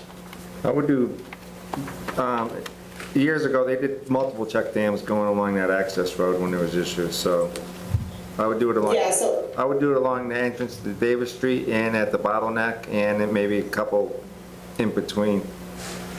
okay. And then to check that I wouldn't use bales, I would use not, I wouldn't use wattles, I would use regular straw bales. Okay, straw bales serving as check dams along the entire length of disturbance.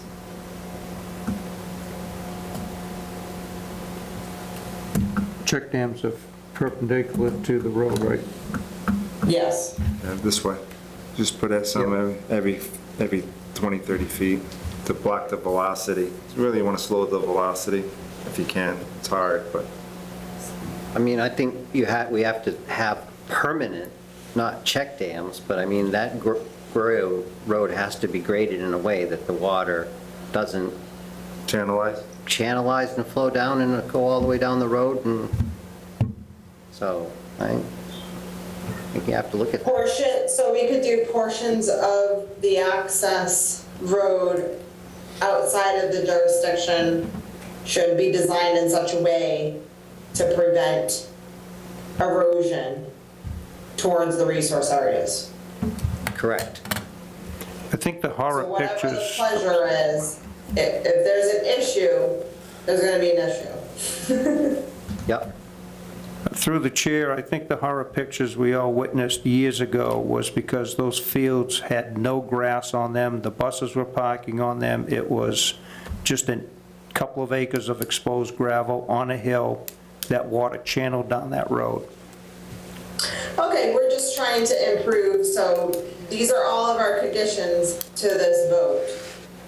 So the roadway, the access roadway outside of our jurisdiction, we're requesting that it be designed in such a way to prevent any erosion to occur within our jurisdictional area of the road. Fair enough? Mm-hmm. Okay. And anything else, board? No tree clearing? No tree clearing? Just those two growing from underneath the rock. With that exception. None of the trees that are shown on this drawing, and those are all the big trees.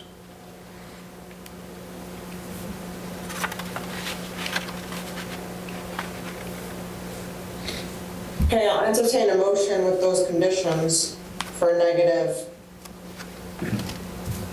So moved. Motion made by Mike.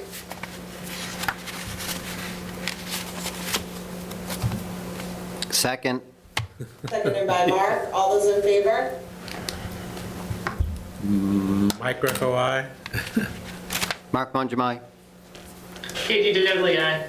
Tracy Sharkey, aye. Thank you very much. Please stay in touch with Steve. Most It's a definitely. little bit of a delicate space area at the moment, but for a moment. I think it's No, I definitely will. Steve and I see each other Okay. twice a week anyways. Do not do anything within our jurisdiction until he inspects the erosion controls and that they're stockpiled on site. Got it. Okay, thank you very much. Thank you. have a good one. What was the name of those particular dams? Next item, 9:22 PM, public hearing continued, notice of intent, 36 Maryland Drive, map 242, lot 3, barn construction. Is anyone here on behalf of the applicant? Yes, there is. Okay, name and address, please. Margaret Bacon, Civil Site Engineering. And I'm here representing the client for a proposed barn on 36 Maryland Drive. Okay, we made some revisions, if you want to just give us a summary of those briefly, revisions. Yeah, at the last meeting, we talked about moving the paddock fence in a few feet so it matched the driveway. We did that. I put in a a stockpile area on the outside of the paddock and on the outside of the buffer zone for construction storage and for stockpiling of temporary manure after construction is done. And then I revised the erosion control and tried to keep it closer to the work activities. Those are the three revisions you requested at the last meeting. Okay, very good. Thank you. Board, questions, concerns? Mike? No. Mark? I don't know, I can't find the plan. Yeah, get the big one here. Sorry. I'm not ready to comment. Okay. Katie Grace has anything? I didn't. I'm trying to It was get in a there, look at the yeah. and I thought that we were going to move the fence in. Did we move the barn in as well? I thought the fence was going to Yeah. go inside of where the barn was. I'm seeing the same plan. Is it changed? Yeah, the proposed packed area, we talked about moving in so it was aligned with the driveway. So now I have, so it got moved in a couple of feet. Do you have the previous plan? Yeah. Previous plan. I see it now. It was hanging out past the paved area, Yeah, and you've moved that in. correct. So what's the total dimension of different? Is the area of the paddock the same? Yeah, we have a 35 by 52 foot paddock area. So at the last meeting, it was my understanding we wanted that fenced. It did stick out a little more. We just aligned it with the driveway.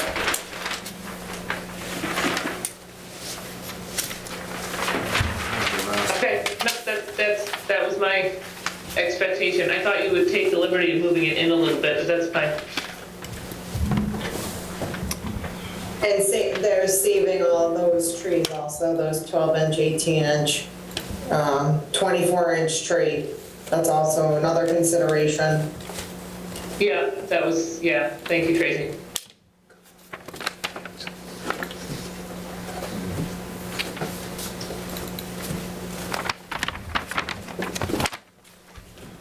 I'm going to open it up for any public comment or questions on this hearing.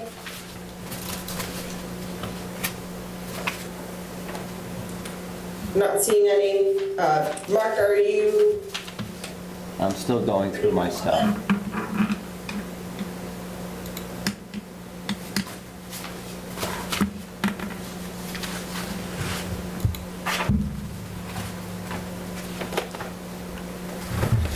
There's something You in have here. the other plan, Steve? The original plan? I'm looking for, I have it on the screen here. It's not in the, is this the original, Margaret? There should be, yeah, there it is. There's something in here. I have it on the screen behind you. Yeah, here you go. So, I mean, the clearing does still not show. I got the, We have a tree line. The Doesn't tree show the line. proposed tree line. well, it's going to be the erosion control line. They're going to clear back to the erosion control. Which is, This is the old one. Want to see the video? Nope, I don't. Okay. And that erosion control got moved in, that's the other plan, that's the original plan. So the erosion control got moved in a little, so obviously, here's the tree line right here, so it'll be right back to the erosion control. So for my notes from last week, I had conditions or changes. Pile manure outside of 100-foot buffer. Yeah, Which right you've done. there. You've done. Move work outside of 50-foot buffer. Here's a 50-foot buffer, everything but the driveway. Everything but the driveway. Show clearing limit. Doesn't really show, it just shows the tree line. Shift from 5 feet to north away from wetland. That was where you changed the fence? Correct. Identify trees to be removed and those which are staying on the plan. So Are there trees to be removed for the driveway? Yes, there are. And you can see them right in the middle of the driveway. But we did not locate all the trees in here. Right.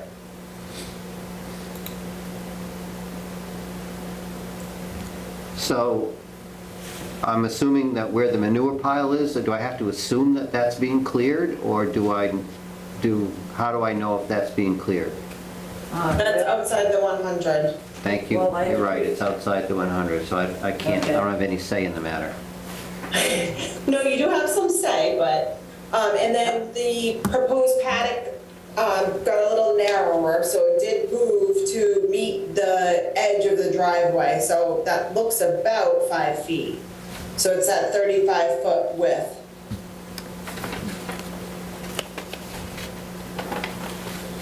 Okay.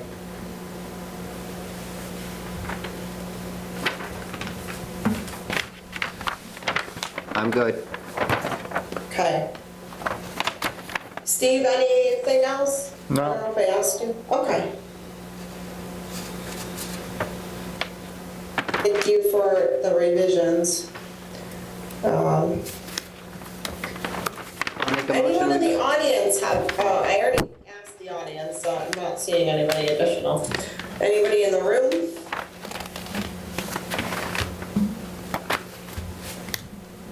No?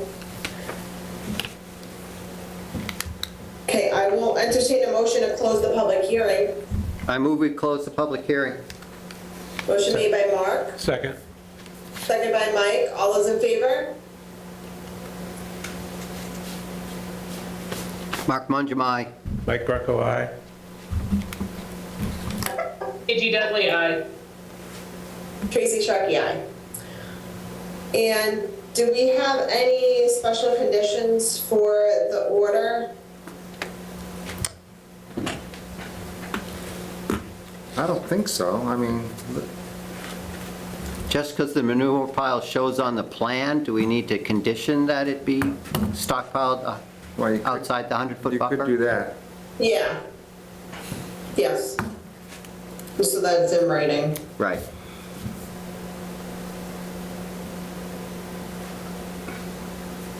I'll entertain a motion to issue the order of conditions with the condition that the manure be stored outside the 100-foot buffer. So moved. Motion made by Mark, Second. second by Mike. All those in favor? Mike Greco, aye. Mark Mungem, aye. KG Dudley, aye. Tracy Sharkey, aye. Thank you very much. Thank you. And when do you think I could expect the order conditions? Next meeting? Next meeting? Okay, Next very good. year? Oh, no. So in 2 weeks, we'll have the order. Yeah, check back with Jen. Sure. She'll let you know. Okay, then give me a call tomorrow. Thank you. Okay, thank you. Thanks. Next item on the agenda is 56 Q Street driveway construction. So there is a DEP number, I believe. Yes, there is. 1072. Okay? Yep. If you want to take it away with your revisions. Sure, And name and address. Okay, Margaret Bacon, Civil Site Engineering, and I'm here representing Orbison Corp. regarding a proposed driveway at 56 U Street. And then based on comments at the last meeting, I did not show the tree line on the last plan, so the updated plan shows the tree line. And for the most part, here's our proposed driveway. And there's the drip line of the tree line in the outer 100-foot buffer zone, and then it kind of goes through an old, field. And then there's a tree line once you get up next to this partial stone wall up here. So our client proposes a 12-foot wide driveway with a 24-foot wide cleared width. And he's going to try to leave as many trees as possible coming up through there. And it's, like I said, most of this is outside the buffer zone anyways. And then we also, include the tree layer and the 24-foot wide cleared zone. I think that's all the that was requested. And we didn't have the DEP file number at the last meeting, but we do now, and there was no comments. What is it? The file The number? DEP number. 72. 10 what? 72. Thank you.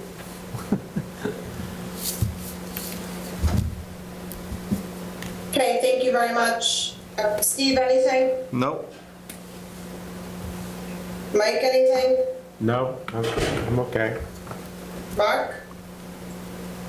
And my notes I had show new tree planting between driveways. Is there no new tree planting being proposed? No, there's not. What's the distance between the driveways?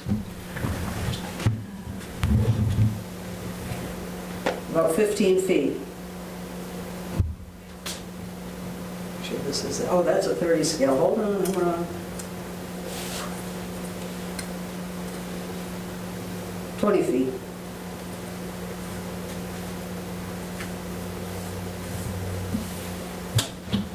Thanks. I'm not sure we would even want any vegetation because of the culverts. Margaret? What? As far as vegetation negatively affecting those culverts? Yeah, well, there's really, it's just a field out there now, and basically that's pretty much what's going to be natural growth in between those driveways when all is said and done. Can't imagine anybody mowing this.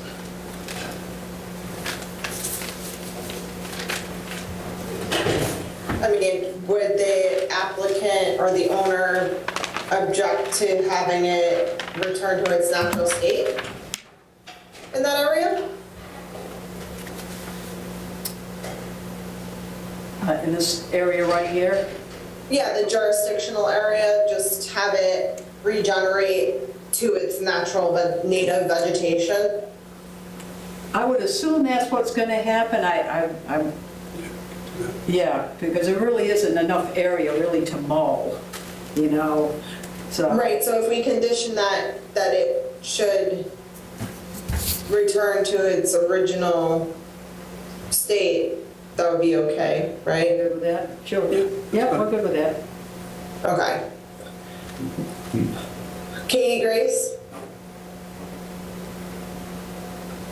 Do we want to condition a seed mix, or do we just want to let it go? Because my only concern is if you're excavating the area and you let it regrow naturally, you could end up with milkweed, or you could end up with bittersweet.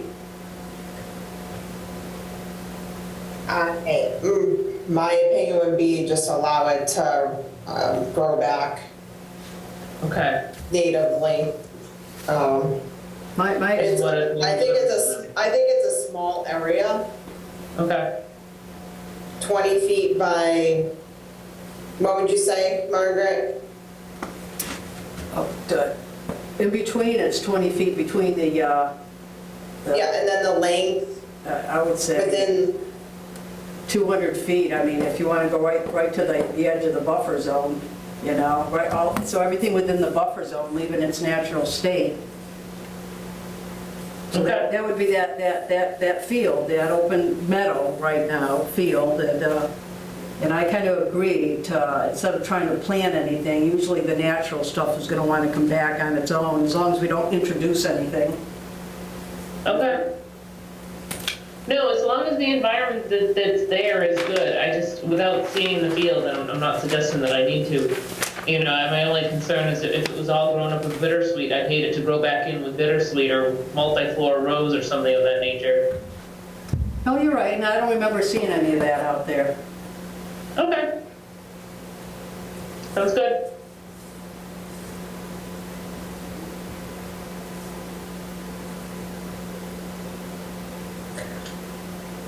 okay, board, anyone in the audience have any questions or concerns regarding this public hearing? Put your little hand up if you have it. Anyone in the audience? No. Okay. All right, board, can I entertain a motion to close the public hearing? So moved. Motion made by Mike.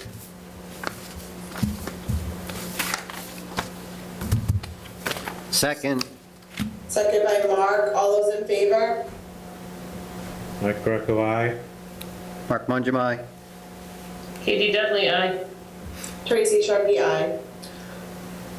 I'll entertain a motion to issue the order of conditions with the condition that the area in between both driveways be allowed to regenerate to its native state.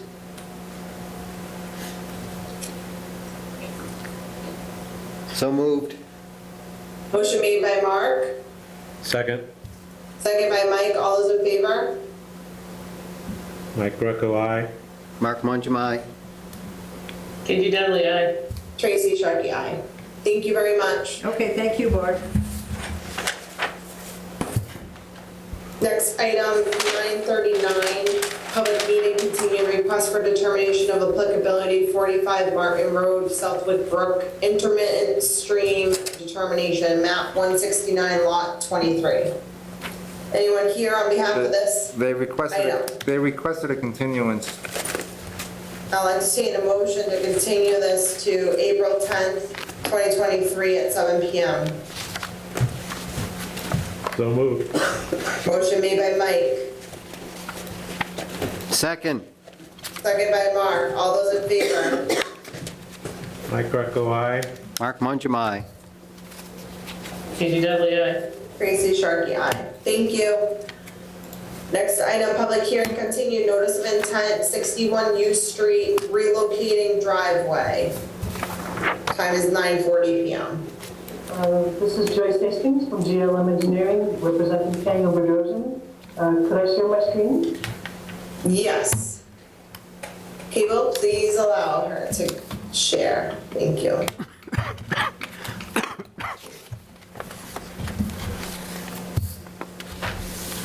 So since the last meeting, I left with a list of things to review. And I talked to my client and we decided to pave the driveway as it comes down. This concern was that this slope right here. Stabilizing the slope. Then if it was gravel, that might pose a problem. So we agreed to pave from the entrance from U Street. Basically, we're doing it down to the end of beyond the edge of the slope. And where it connects back, then it will connect back to the existing gravel driveway. And the infiltration trenches are still there, but at the bottom of the infiltration trenches, we put a plunge pool or a settling basin, and added a detail at the end of the driveway. So there's a 2-foot deep, 6-foot wide settling basin, and underneath that settling basin, the 2 feet, there's another 2 feet of crushed stone underneath that. In addition, I showed some series of 5 trees to be planted. This is this yellow area is the driveway that's being abandoned. And it's being abandoned on its entire length, both in and outside the buffer zone. But we're going to concentrate, it will be loam conceded throughout, but within the area of the buffer zone, we're planting, we have got 5 trees that we're planting in this area here, in addition to the loam and the seeding. I added a planting schedule on the second page. I have a series of 5 trees, 3 sugar maple, 1 balsam fir, and 1 white ash, and details as to how it shall be maintained. So to be sure that they survive throughout the first period of time when they're so fragile. They need to be watered regularly and planted appropriately.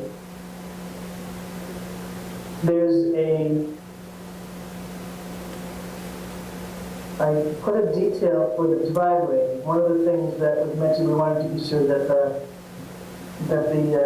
installer knew that the driveway was to be sloped from side to side. So this is the center line of the driveway, and we're sloping it towards the infiltration trenches on side to side, and this is the paved section of the driveway.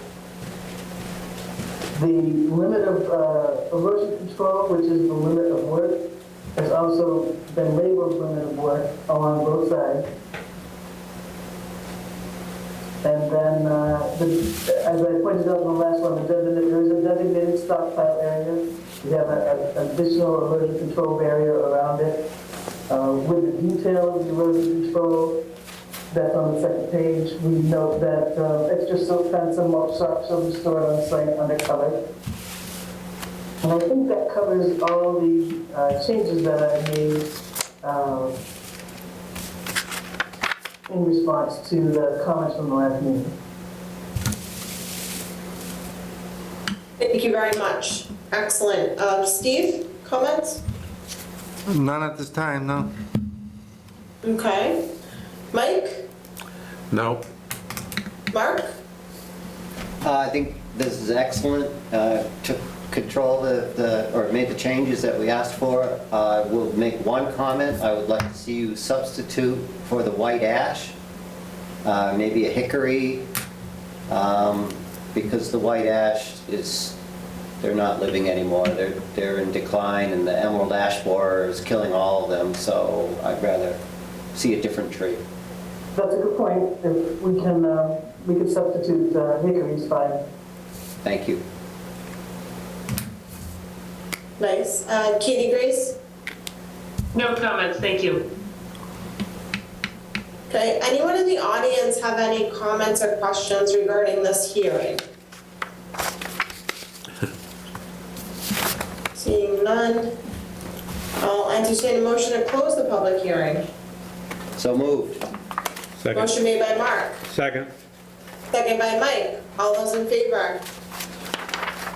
Mike Greco, aye. Mark Mungem, aye. Katie Dudley, aye. Tracy Sharkey, aye. I'll entertain a motion to issue the order of conditions with the hickory substitution for the ash. So moved. Motion made by Mark, Second. second by Mike. All those in favor? Mike Greco, aye. Mark Mungem, aye. Katie Dudley, aye. Tracy Sharkey, aye. Thank you very much.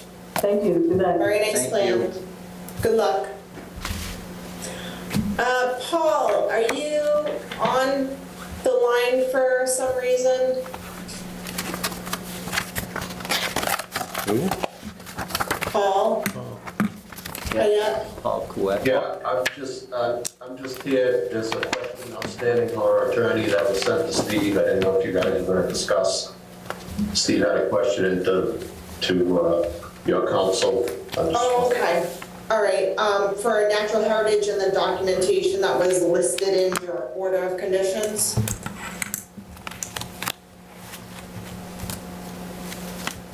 Yeah, that's, the attorneys want clarification, he's been talking to your counsel. Yeah, I printed out a copy to all the members that are present and emailed that to everybody, so.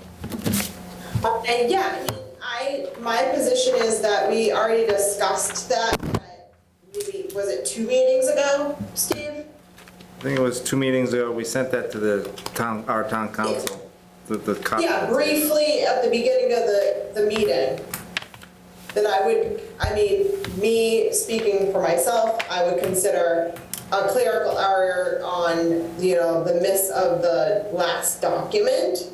And I believe our order, the standard order, says whatever other federal or state departments require is what the applicant's going to be responsible for. Does that answer your question? Well, I just think your counsel needs to clarify that with our counsel. It's not going through me, I'm just here observing. Okay.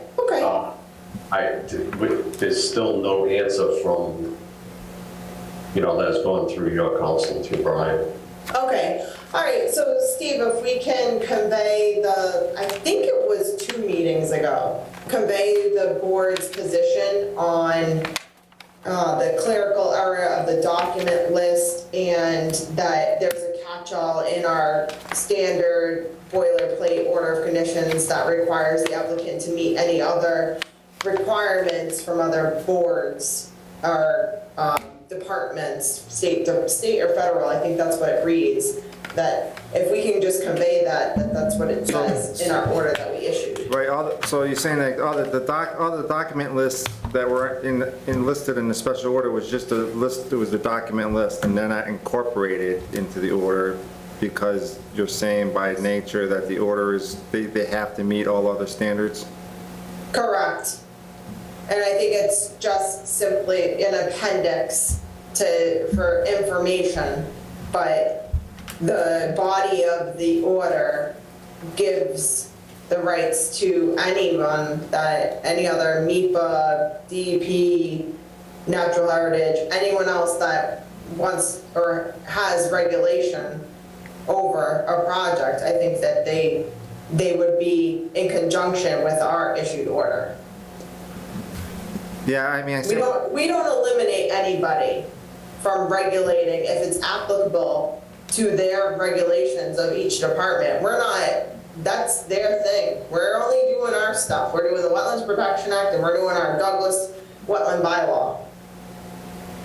So I sent Brian a copy of the tape the last time you talked about it. I'll do the same thing so you can have it verbatim with the clarity, and I'll forward it. Yeah, and I think we just need to have him send the applicant's attorney the information, and that's the end of the story.